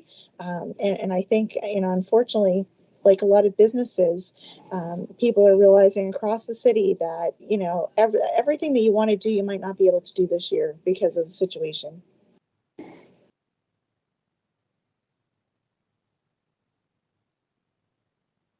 Some of the operations staff that might be on the call, would you be interested in commenting on that? I see Mr. Collin, you've come on. Did you want to make a comment? Sure, Chair, thanks very much. Councillor, I don't take exception at all with what you've mentioned. But like all things, I think there's going to be a balance in our approach moving forward. We are closely monitoring the costs associated with all of our capital spends. And some of them, you are absolutely right. We may, in fact, be returning to council and suggesting that we just wait in order to take them. There are a couple others that either because of the time sensitivity associated with it, urgent repairs or that sort of thing, we may feel a need to recommend that we continue and perhaps tap into reserves. But also in some cases, a particular capital project has to be done sequenced before other capital projects. So in that case, if you delay the first one, you end up delaying an entire daisy chain of other capital projects. So that becomes a consideration as well. But just rest assured, we have been having those discussions, and we do not at all believe that it's status quo and we forge ahead, dollar value irrelevant. Not at all. We are considering this very closely. That's great, John. Thank you. I appreciate that, and I have full confidence that you'll mitigate all those risks so we don't end up having a big problem later on. There's some things I'm sure that has to be done now instead of later. So no, that's wonderful. Thank you. Thanks, Councillor Redmond. Councillor Hickey, over to you. Thanks, Chair. I'll just offer these comments, and then I'm going to have to pass the quorum title over to Her Worship. I'm representing council tonight at the Red Triangle Awards for the Y. So, but look, I'll say this. You know, I think you alluded to it in your earlier comments. Things are tighter. You know, we're seeing that increase happening in costs. We're seeing costs go up. You know, I'll take a bit of a different, maybe a different perspective than Councillor Radwan here and say, you know, I think now is the time where we can address and look for ways to support folks in the community who are feeling that crunch. Because if we're feeling it, everyone's feeling it. Families are feeling it, and people across the city are feeling it. So I think if now is the time, you know, if there's a time to look to reserves, to look to opportunities to support folks. You know, the city's identified that we're in a housing crisis. If it's looking to supporting affordable housing, if it's looking to directing finances towards supporting affordable housing, I think, you know, this is the time to do it, and this is the time to start looking at those avenues. Not necessarily looking for a response from staff on that, more so just offering my opinion on it all. Thanks, Councillor Hickey. I'll use chair's privilege and I'll jump in and make a comment on it. I think you and Councillor Radwan, this is why this committee is such a good team. I think you've both expressed what's important here, and it alludes to the city manager's balance. A little later in our agenda, we are going to talk about some money for affordable housing and neighborhood projects. And yes, I agree. We have to work our plan, but we have multiple plans. We have our financial plan that we've got to work, but also we've got our affordable housing action plan that's coming. Because yeah, the base is sustainability is finance, but we are here to look after the people of St. John. So agreed to both of you. Your Worship, over to you. Thank you. I guess I'll say the same thing. Times are tight, but that is not a new story for us. We are certainly used to that, and we can perform in tight times, and we're in a much better position to try to do that as well. One of the things I was a little bit curious about was the fuel, because of the rate that it's been going up exponentially, and what are we doing with that? I know we had the opportunity, I think, to buy with other municipalities as a bigger group for a bigger rate. I know Transit does the hedging, so I'm just wondering what's happening there. I can chime in on that one. Thank you. It's okay. Yeah, we did. We are aware that St. John Transit has a hedge program, and actually through the general manager of St. John Transit, we met with the company that does the hedging for St. John Transit. And what St. John Transit does is they lock in a 12-month fixed price. But unfortunately, the timing's not good for that right now. You don't buy high and sell low. The market's so volatile, and you'd be locking in at a price right now that would be so high. Trying to understand whether you'd save any money at all would be very difficult and risky. In fact, when we met with the gentleman, he indicated that some companies are going to a month-to-month just because of the volatility in the market. So we will keep our eye on that opportunity with respect to hedging. And with respect to your other question, yeah, we have been in conversations in the past with the three cities on opportunities with bulk purchasing. It didn't reap any significant benefits, but we certainly continue to look at that to make sure that we are aware of changing circumstances. Thanks. Thanks. Yeah, I was really just curious as to not hedging now, obviously the timing, but if it was a concept that maybe we'd look at, going forward. Anyways, we will look at it again for sure. Yeah. Thank you. Thank you, Your Worship. My wrap-up comment on the year-to-date results would be, Again, it is a good positive indicator that we're working the plan.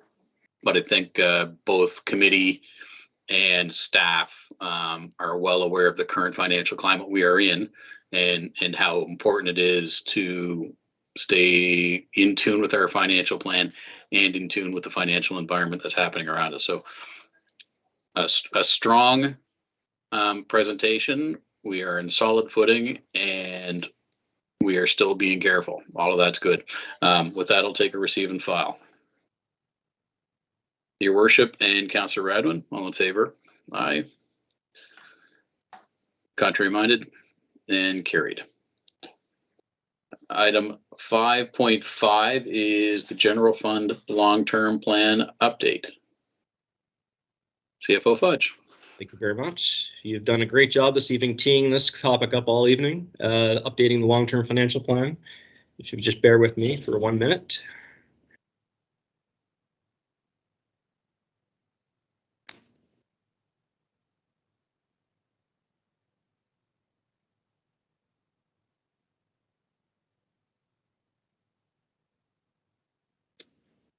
All right, thank you very much. The long-term financial plan is basically the city's roadmap, best practices to ensure the city maintains strong financial health, does not fall back into structural deficits, excessive debt loads, high tax rates, deteriorating infrastructure. We've talked about a lot of that this evening. My presentation this afternoon is meant to be brief, but to provide the committee a preview of the work that must be completed to update the long-term financial plan and the role this committee will play in doing so. So as it states in the city's long-term financial plan policy, we are required to update the plan annually to ensure the assumptions, the policies, the targets, the financial strategy that drive the plan meet the city's long-term service objectives. And the city's soon-to-be completed 10-year strategic plan will be a guiding document to model the updated financial plan.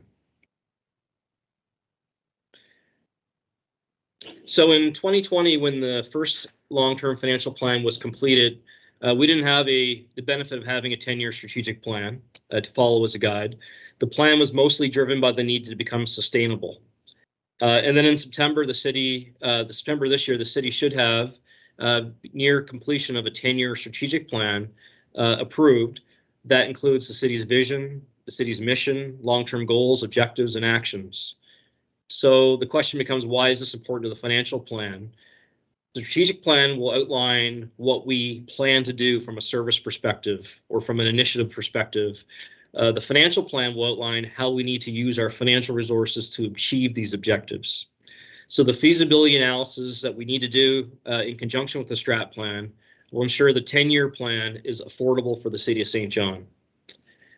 So for example, staff's begun the exercise of costing out a 10-year estimate of capital investment required to accomplish not only the city's asset management needs, which you've heard earlier from Mr. Samin,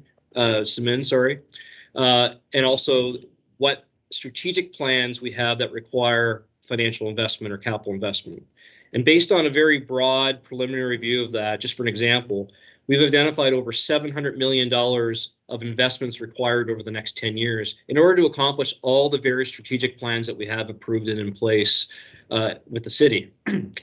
And with respect to our financial capacity, we pretty much have somewhere between $20 and $25 million a year of capacity in order to fund capital projects in our capital plans and in our capital budgets. So this financial analysis, this 10-year capital plan is very important for a couple of reasons. One, it's going to force the city to prioritize and review the strategic plan with an affordability lens. But the second really important aspect of this 10-year capital plan is that it'll allow staff to create a capital plan to identify and focus our priorities on going after funding from other levels of government. So when other levels of government come out with funding plans and funding programs, we've got a 10-year plan ready to go, hot off the presses. We're all singing from the same music sheet when we're distributing this plan, and it aligns with the city's goals and objectives. So in other words, it's a very strategic exercise. This pyramid here summarizes the steps to refreshing our financial plan. So from the review of our fundamental principles, that you'll see at the very bottom, to the review of the policies that make up, that underpin the plan, we'll have to determine if those policies are still up to date with best practices, or determine if new targets must be embedded in those policies. The Finance Committee will need to endorse new targets as our rolling 10-year forecast moves from, I believe, 2020 to 2032 or 2033. The targets are extremely important, as those targets will drive the cash flows we have, the budget capacity we have that's available to provide services to the community, but also drive the price to the community and the tax rate. So once we have the Finance Committee's input on all these elements, we can proceed with producing the plan and explain to the Finance Committee what the overall financial strategy is within the updated plan. So very quickly, the principles in our plan, first and foremost, we want to manage financial sustainability. And what that essentially translates is no more cuts, no more surprises, service levels that are dependable, reliable, the community can depend on. Second one is minimize financial vulnerability.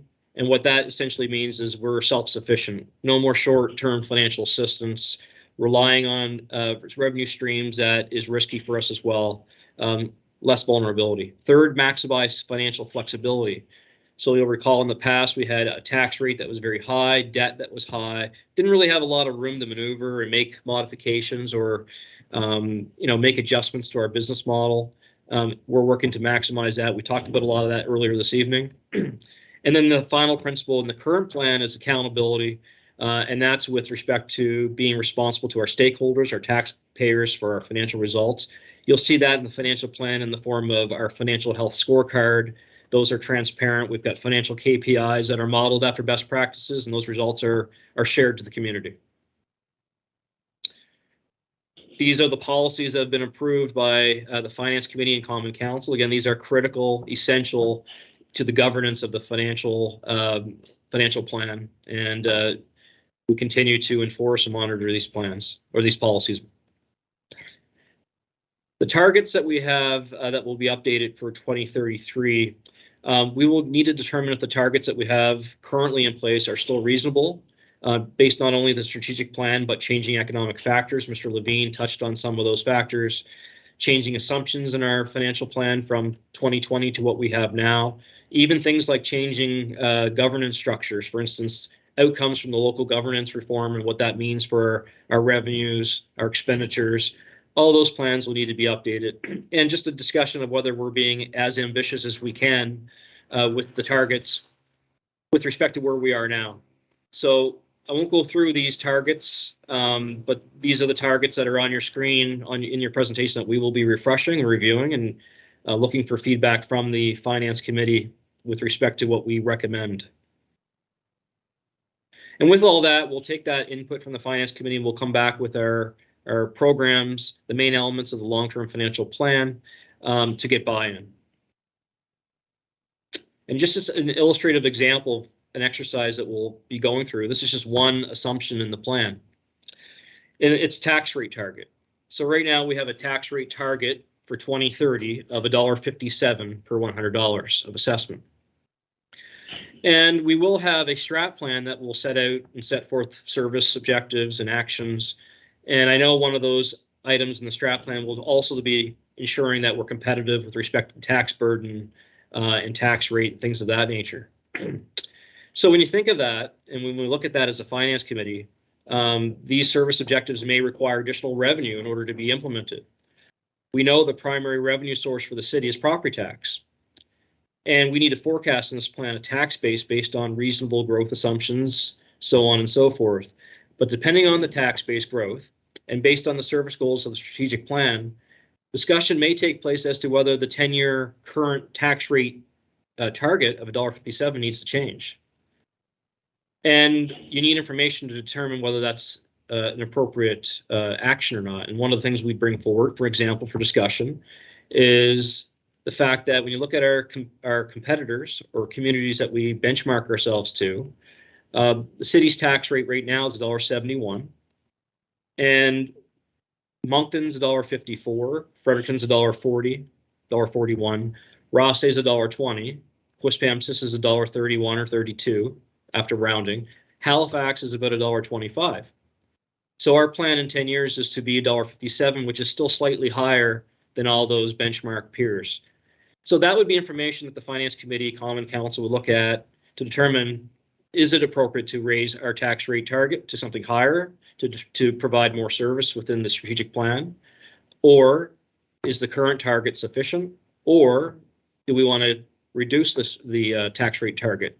This is not a discussion right now for a response, or nor do we have any recommendations. This is just an illustrative example of what type of discussions this Finance Committee will have when we bring forward the information in the financial plan refresh, when you consider the strat plan objectives and actions, and when we discuss targets that we want to achieve from a financial perspective. So some of the current plan assumptions we have in the plan right now, it's an assumption of 3% tax-based growth in our stretch plan. Pay-as-you-go increasing by $1.25 million per year, again, to rely less on debt and to tackle that infrastructure deficit. Inflation of 1.5% per year. We talked about the tax rate. Interest rate of 3% per year is the assumption in the current plan. A stable unconditional grant. We have some assumptions on regional cost sharing, regionalization of services, and benefits from St. John Energy. And then we'll look at today and we'll see that, well, you know, we've done very well in our property tax assessment growth in 2022. We're at 6.24. Let's hope that trend continues. We will be focused on not only the inflation portion of that assessment-based growth, but also new construction and how much that represents. Inflation in the province of New Brunswick right now, at the end of 2021, as Mr. Levine had pointed out, 3.8%. We are now, as of March, at 7.4%. So inflation is real. How does that affect our operating expenses? How does it affect service delivery? That'll be looked at. Interest rates are increasing. The Bank of Canada has already increased the benchmark rate twice, once in March for 25 basis points, again on April 13th for 50 basis points. When those interest rates increase at the Bank of Canada, it drives pressure on our long-term borrowing rates for the city.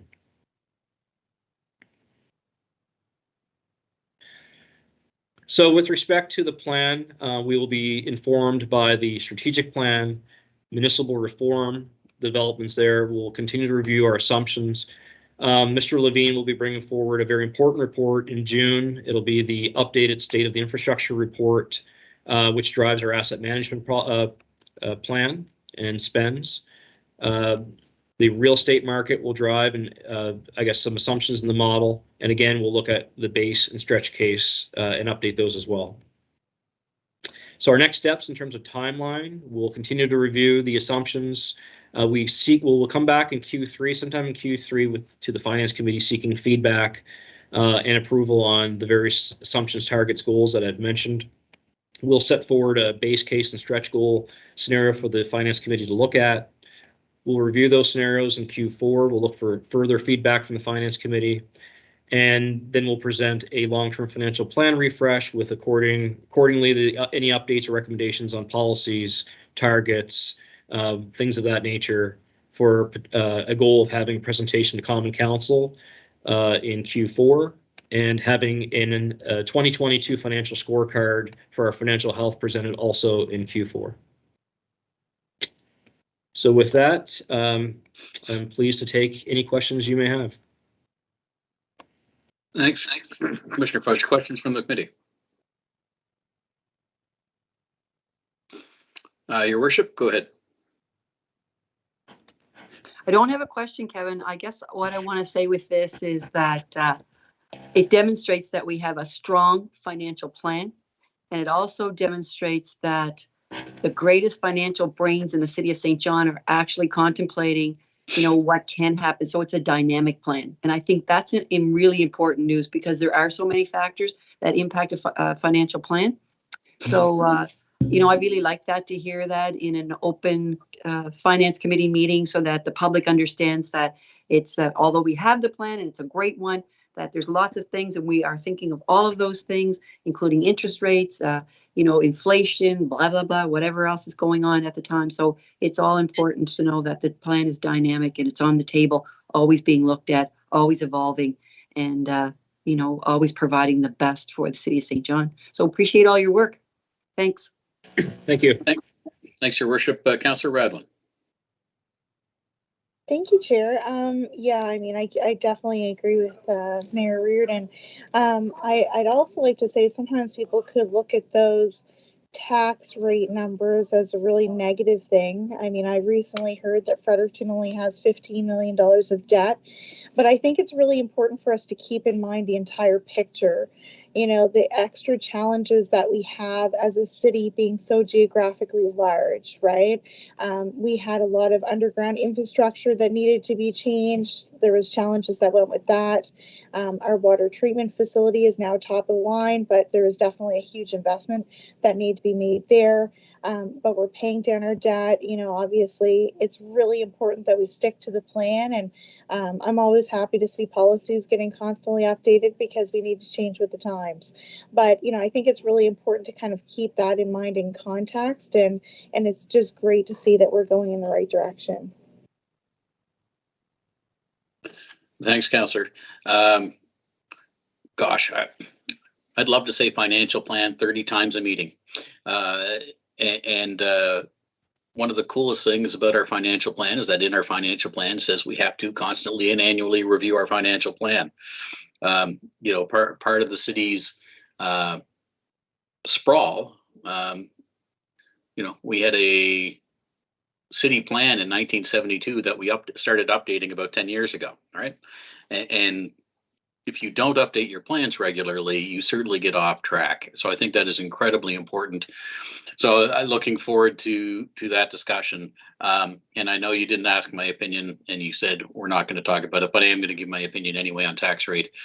I think it is incredibly important that we keep setting a goal that has to do with our tax rate, not only to be competitive, but I think as we continue to grow and become stronger, you know, these early indicators are that people are choosing to come to St. John. Our growth folks are doing a good job attracting business and residents to St. John, which is going to put pressure on assessments and continue to drive the cost of owning housing in St. John up. And part of that is us being responsible to our homeowners that, you know, we aren't, if we have a target of 3% that we need, that if the assessments go up 6.4%, we're not taking all 6.4%. I think we owe that to our residents as well. So looking forward to that continued conversation. I think at this point in time, it was an update though and a receive and file. So I'll take a receive and file. Your worship, Councillor Radwin, all in favor, aye. Contrary minded and carried.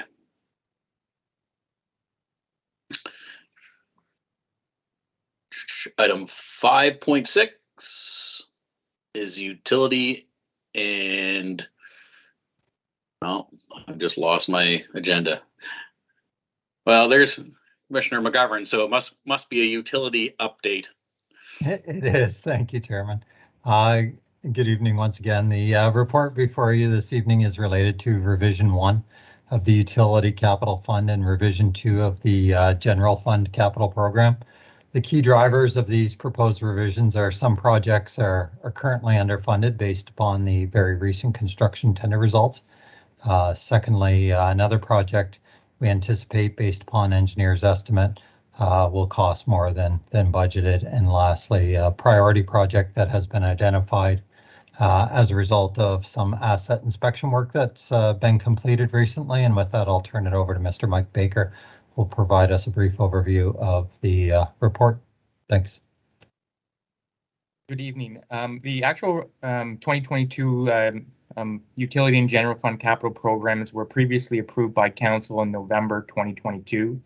There have been several project-specific requests for additional capital reserve funding that have been approved by Council in the last few months, which are included in the updated capital programs. The main reasons for the proposed revisions to the capital programs are capital projects that are currently underfunded based on construction tender results, as well as actually engineers' estimates. In addition, a priority project has come to light that actually requires the actual relocation of capital funding to address the safety matter.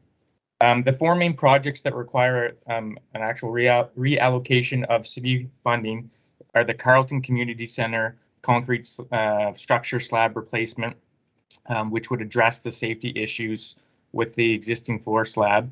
The Mecklenburg Street infrastructure renewal and street reconstruction project, which council approved at the last council meeting with a shortfall in city share funding. The Dominion Park Rehabilitation Project, where it was determined through video inspections that the existing sanitary lateral to the property was in poor condition and needs to be renewed. And lastly, the Woodlawn Park Lift Station Project, where through soil investigation findings and due to current market prices, price increases for this type of work, the engineer's estimate indicates there is a funding shortfall.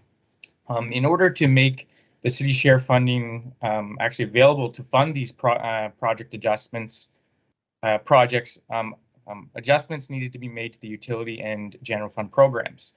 For the utility program, the Lancaster Lagoon Capital Project is proposed to be removed, and this actually results in $825,000 in utility share funding being available. The Lancaster Lagoon Capital Project was chosen to be deleted at this time, as the city has an application for DMAF funding, that's disaster mitigation and adaptation funding, for this project that has not been approved to date. The project will be actually re-evaluated in 2023 program planning process. For the general fund program, the Transit Technology Capital Project will now be funded by other share, which frees up $650,000 to address the needs of the projects noted earlier. As a result of the reallocation of funding, the overall revised 2022 Water and Sewerage Utility Fund capital budget envelope is proposed to decrease by $800,000, with $550,000 of the decrease coming from other share funding. The remaining $250,000 in funding is utility share funding that will be unallocated funding, as it will be utilized to cover future 2022 shortfalls within tendered projects. The overall revised 2022 general fund capital budget envelope is proposed to increase by just over $1.285 million. Other share funding increased by just over $1.455 million, while city share funding decreased by $170,000, which will be unallocated funding, as it will be utilized to cover future 2022 shortfalls within the tendered projects. The Finance Committee report details the recommendations before the Finance Committee. With that, I can take any questions if there are any.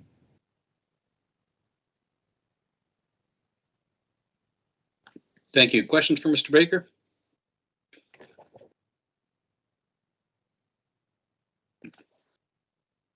None. Just a bit of a reflection. We talked about it earlier. Committee talked about what's happening this year. Are we looking at things as staff, keeping an eye on things? This is the example where we looked at a project that might not get done this year. We are looking at projects that tenders are coming back higher than expected. And so we're looking at making decisions and choices to keep us moving forward. So I don't have any questions. I think the report was quite clear, but I think it is a good example of our staff stand on top of the current financial environment. So I'll move the recommendation. Thank you. Councillor Radman is second. On the motion, all in favor, aye. Contrary minded, and carried. Thank you, Mr. Baker. Item 5.7, RDC, Federal Government Public Transit and Housing Funding. Mr. Fudge? Yes, thank you. The Finance Committee may recall Common Council executed a letter of offer with RDC on April 4th, 2022 for project funding to support public transit or affordable housing. To take advantage of the funding opportunity, Common Council must approve adjustments to the 2022 general fund budgets. There is no requirement for the city to match these contributions. A condition of the funding is that final outcomes must be achieved by January 31st, 2023. Details on the particular spend will come in the future with respect to what those projects are. But for now, in order to have the budgets approved to allow us to have the envelope, we're asking the Finance Committee to make the following recommendation to Common Council. The Finance Committee recommends Common Council approve $4,656,256 in 2022 budget adjustments for public transit and affordable housing to be fully funded by other levels of government as follows. St. John Transit, general capital budget, $3.3 million, $3,328,509 in investments for St. John Transit, and funding St. John Transit operating items of $227,747. And also with respect to affordable housing and neighborhood initiatives, general operating budget adjustment of $1.1 million to go towards those initiatives. Again, no city funding, funded 100% from other levels of government. Thank you. In that case, I'll happily move the recommendation. Thanks, Your Worship. Second by Councillor Radwin. On the motion, any questions? I got one quick comment. Any questions? No questions. Here's my quick comment. Really, this is a thank you. This is showing that, you know, as much as we would like municipal tax reform and other things that we talk to our other levels of government and partners, they're still looking after us in St. John as well. So this is $4.6 million. As CFO Fudge said, that is not the City of St. John money coming from other levels of government to help fund some pretty important projects. So thank you to our other levels of government and their partnership. And I'll take the vote on the motion. All in favor, aye. Contrary minded? And carried. Thank you. And our last item is 5.8, Main Street North Active Transportation Conceptual Plan. Mr. Hugenholtz. Good evening, Mr. Chair, members of committee. Committee will recall that there was funding approved for active transportation enhancements in the quality of life funding this year, particularly along Main Street. So the conceptual plan or conceptual design was done, and the final cost estimate is considerably more than the funds that were budgeted. So we will be briefing council as a whole this coming Monday on this project. But for now, we're seeking Finance Committee approval on a particular risk, which we're going to discuss here shortly. So if council is supportive on Monday, we'll wish to move forward with detailed design virtually immediately to preserve our ability to complete this project in 2023. Due to the funding source, however, monies expended on design are not eligible for reimbursement if the project does not move forward to construction. So there do remain a number of risks to this project, including related to the overall budget. So with that, I'm going to turn it over to Mr. O'Reilly for a detailed briefing.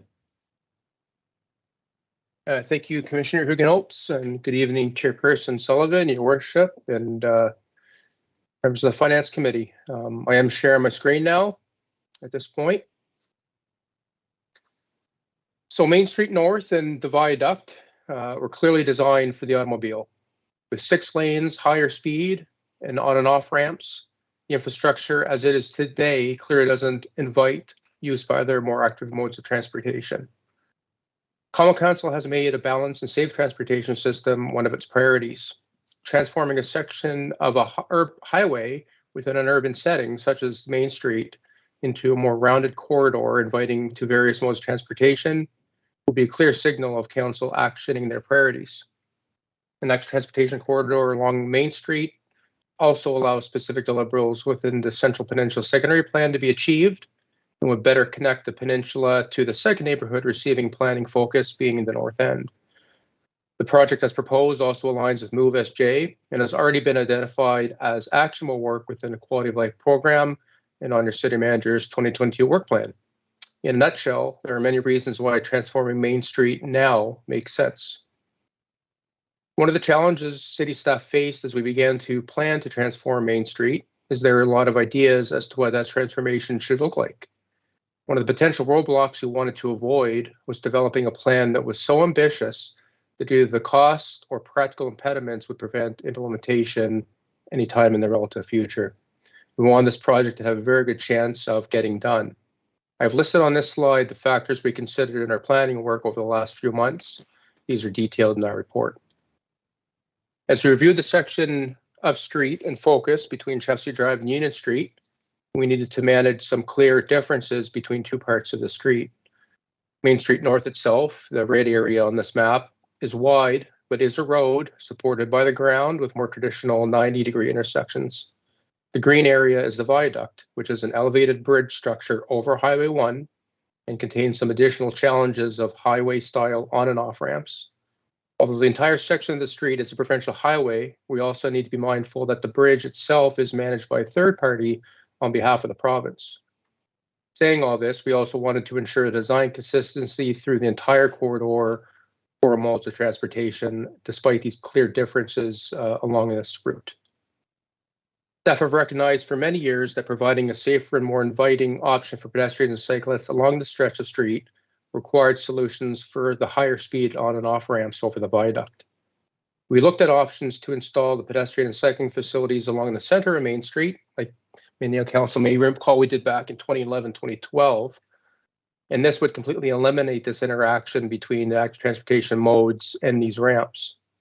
But we ended up discounting this as an option for several reasons detailed in our report, including the fact it was actually going to cost more money.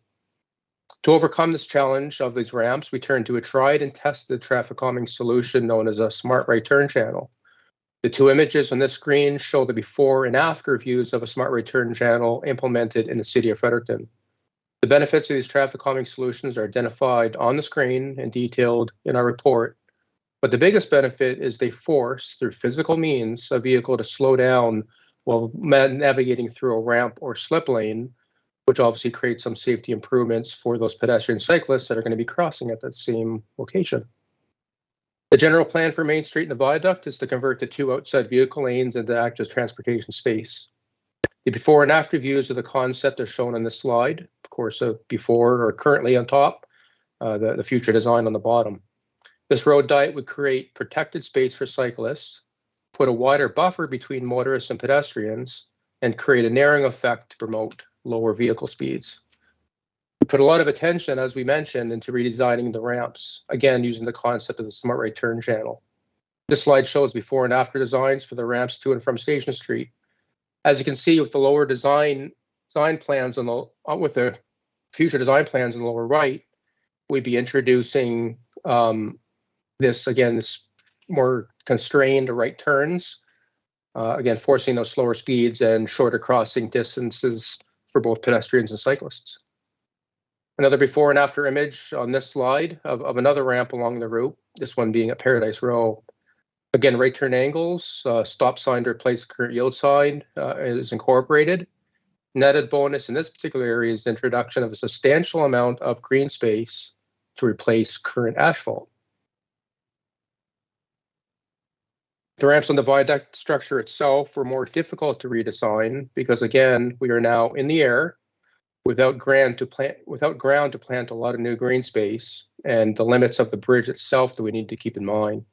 But again, as you can see, our attention to creating this more acute angle caused those vehicles to slow down. And in this particular instance, actually suggesting a signalized crosswalk to help get those pedestrian cyclists safely across. Even more challenges with the road was T-ramp near Union Street with the bridge structure, the constrained sight lines that motorists have to deal with navigating from that ramp to Main Street, and the more constrained space to vehicle traffic with the loss of that outside lane once you get onto Main Street itself towards Union Street. Here, the intent will be to introduce traffic signals to provide, again, the safer crossing space for pedestrians and cyclists, and to manage the congestion issues to motorists, with Main Street being reduced in number of lanes. Two areas along the route are planned to be multi-purpose paths shared by both cyclists and pedestrians. These two areas are shown in pink on the map on the screen. Again, the intent is to create that continuous route from one end to the other for both pedestrians and cyclists. We also paid attention during design to new green spaces and transit stops. Three images on the left show areas of new green space in addition to that large area around the Paradise Row ramp that I showed a few slides back. On the right shows the transformation of an area near the Mercantile Building from vehicle lane to a shared transit lay-by and cycling lane. Community feedback has been and will continue to be an important part of this project.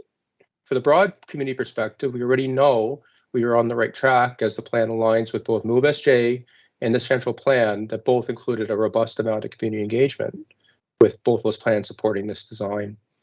We've undertaken to date some limited consultation with select members of the cycling community who we work with often. We do intend to create a Shape Your City site to do more broader consultation with the community if we get into detailed design. The province of New Brunswick is a very important stakeholder in this project. We have engaged early and often with staff from 2 different provincial departments, and the dialogue has been ongoing and regular with that staff, and we thank them for that so far. We are confident this continued and ongoing dialogue will provide the city the best chance of obtaining the necessary endorsement for this project. We have to realize that this section of the street is the provincial highway. We actually have a meeting scheduled next week to actually talk about the plans as they are now, again, with the intent of seeking the support from the province for this project. With all this being said, and despite our scoping exercise to limit the cost of the project as much as possible, this project would cost more to construct than what we set aside as part of the 2022 Quality of Life program. Our current cost estimate, which is actually the first estimate we completed for this project, which was just done a couple of months ago, is in a range of $2 million. 435 of that was already approved as part of the 2022 capital program. Again, it's coming from a federal source with expectations that spending will be contribute towards a final product. There are several hurdles we need to surpass before we get to that final product of actually installing this on Main Street and the viaduct. First, the additional $1.6 million in funds needed to complete the project need to be found, presumably from the 2023 capital program. Second of all, although we remain hopeful of receiving support, approvals from the province to proceed with the work on this provincial highway are still required. In order to remain on track to complete the active transportation project in 2023, we need to complete detailed design within 2022. Total investment in design in 2022 would be in the range of $200,000. The risk is that the federal funding source we use to pay this $200,000 in design, if we do not proceed to move to construction, the expectation, as we understand it from the federal government, is that they would not accept that investment, and it would be turned over to the city as an investment out of city funds instead of through the federal source. We could wait until council decides to approve funds in the 2023 program and receive that final approval from the province. However, this would very likely push construction into 2024, as again, we wouldn't be able to start detailed design until 2023. With that, Chairperson, our recommendation to the Finance Committee, again, with that $200,000 cost, with that financial risk of that $200,000 being transferred to the city if we don't proceed with construction. With that in mind, we do request the Finance Committee support to proceed with detailed construction. And with that, I'll stop sharing my screen and turn it back over to you, Chairperson. Thanks, Mr. O'Reilly. Mayor Reardon. Tim, I don't have a question, but I just want to say how grateful I am that this is finally happening. It's a terrible design, and I don't even know if it would even fly today because it has that overpass or throughfare, whatever it's called, has it's quite a curve in it. Paradise Row ramps up from another elevation. So when you come up Paradise Row, you can't see what's coming. Plus you have a curve in it. So it's hard to see. I find myself, I use that outside lane all the time because I go up over Magazine. I could be in that lane and I could have a car, nearly smash into me because nobody yields there. Everybody just comes right up there very quickly. So that's a problem. The Red Rose T ramp is difficult to see. And the province still has their boards up right now along that whole edge. And so you can't see when the boards are up in the wintertime. So which makes it even more difficult. The bus laybys are amazing. We need that. Like I said, the stop sign is fantastic. So it's like I said, it's bad logistics and it's difficult to maneuver. The 6 lanes going nowhere is just an invitation for speed. So I'm happy to see the road died, happy to see the angles change, happy to see the stop signs, the bus laybys. It's all wonderful. I mean, the only better thing would be if we just got rid of the whole thing. But, and I know a lot of cities are getting rid of their overpasses because it takes up a lot of valuable land, but you have a highway underneath it, so that's never going to happen. So I guess this was our best option. It's a good one. So I'm really happy to see it here today. Thanks so much. Thanks, Mayor. Oh, sorry, Tim. Thanks, Mayor Reardon. Councillor Radwin. Thank you, Chair. Through you to Tim, Director O'Reilly. First of all, I've been a little confused with Main Street because I thought it was a provincial road. It is a provincial highway. Okay. With that said, I kind of feel like shouldn't the province be paying for it all? Well, again, that's a question outside of my realm to answer. But I know we've certainly had discussions with them in prior years about the project itself. But again, it's a priority for the city to complete. And I see the city manager has hands up, so I'll turn it over to him. City manager. And Councillor, I'm pretty sure you can guess what I'm going to say. Yes, in a purest sense of the word, it should be the province that would look at that road, but the province really isn't into, with their limited funding, funding active transportation corridors within city limits. That's not really where their emphasis is. We could probably get them there, but certainly not in a timely manner. Okay. The other thing that I wanted to ask about is how this would, so first of all, I'm all about getting rid of pavement. These huge budgets that we deal with on paving roads and repaving roads and fixing roads and potholes, like it's a nightmare. So I love the idea of having green space, but I'm wondering, so over the long haul, how will this impact future maintenance and replacement of the roadway? Yeah.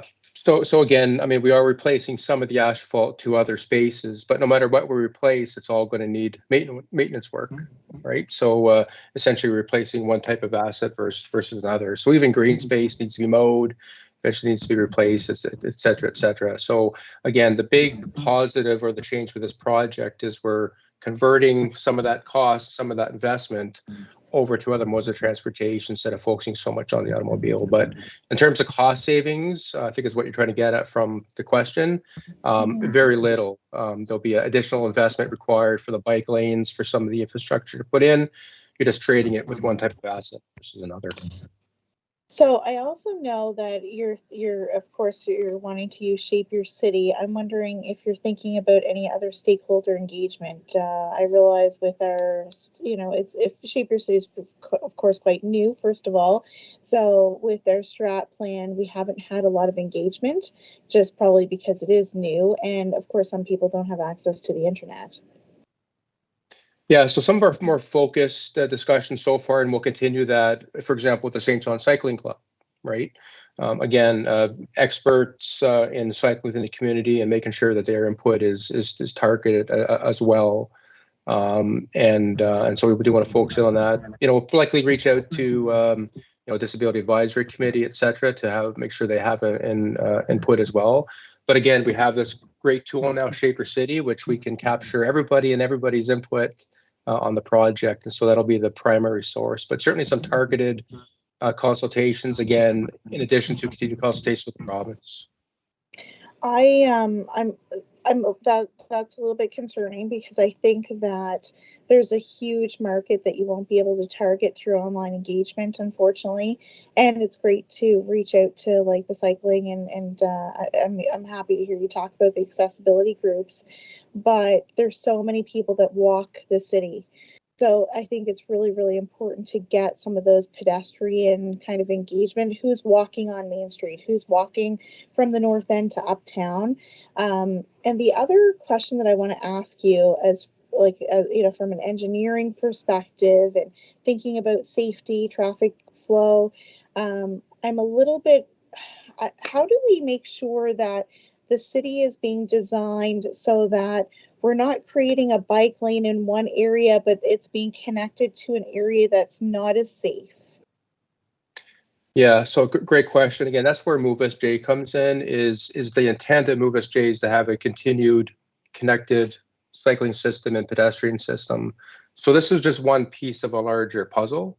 As I showed on an earlier slide, this section of a cycling lane actually connects to the Campus Harper Connection bike route, which is already installed. That creates the connection to the university hospital area. But certainly it's a connected route. This is just one component of that large connected route. But certainly, again, given financial needs, we have to bite it off one step at a time. And so this is the step we have now. But again, it is intended to be connected to a larger system in years future. Mr. Hugenholtz, comment? Yeah, I just wanted to reflect on the councillor's comment about engagement. I will caution that this is early days in this project and we haven't fully worked through our engagement plan, but so there's a lot of details to finalize, but we could certainly look at engagement with the North End community through One Change, the Nick Nicole Community Center, sort of allow somewhat of a for comments to be fed back to our staff. So I'm confident that we can capture that. Although yes, the Shape Your City is a fantastic tool, which we will rely on quite heavily. Thanks. Chair, I have another question, but if you want to come back to me. No, go ahead. Okay. The other question that I have is I'm wondering if there is any underground infrastructure that needs to be done in that area. And if so, if we were to do this, could it be done, at the same time? Like not literally at the same time, but do that and then because we certainly don't want to be fixing this looking all beautiful and then we got to start digging up pipes. Yeah, and that'll be part of the process during detailed design is to do the investigation of the underground infrastructure, to make sure we continue to have discussion with other utilities to make sure we're aligned on that. So that'll all be completed as part of detailed design. Part of the good thing with this project is a lot of the sections of street that we'll be implementing are not hardscape changes, right? A lot of the areas will be installing protected bike lane concrete medians, which would take little effort to actually move out of the way in case there's some future underground infrastructure requirements in place. But absolutely during detailed design, we'll be looking at all the underground infrastructure. If there's anything urgent, that needs to happen, we'll try to align that as part of this project. Thanks, Councillor Redwin. Your Worship.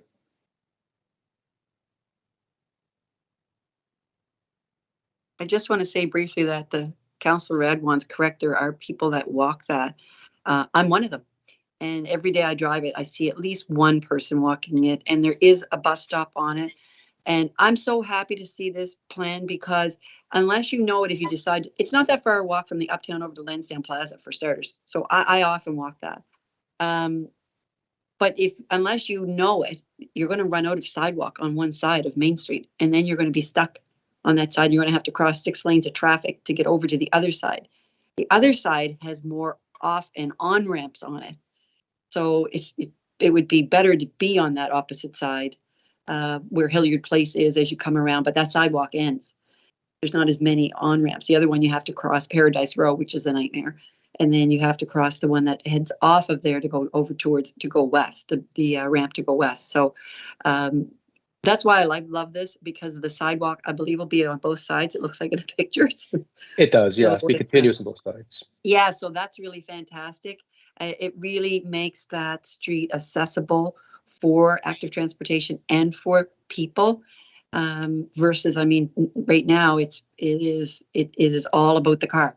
So I'm really happy to see that. And it's only a short jaunt, and it links in with our plan to do a neighborhood plan for the North End, because as we see, the peninsula is only 2.5 square kilometers, and as we see that land, be developed, that development will move out. It's going to move north. It's a great, opportunity for people to access that area, the North End, on foot, and still be able to get uptown as well. So I think it's just on the bigger scale as far as our big vision goes for the North End and this whole area. It's fantastic. So really appreciate it. Thanks.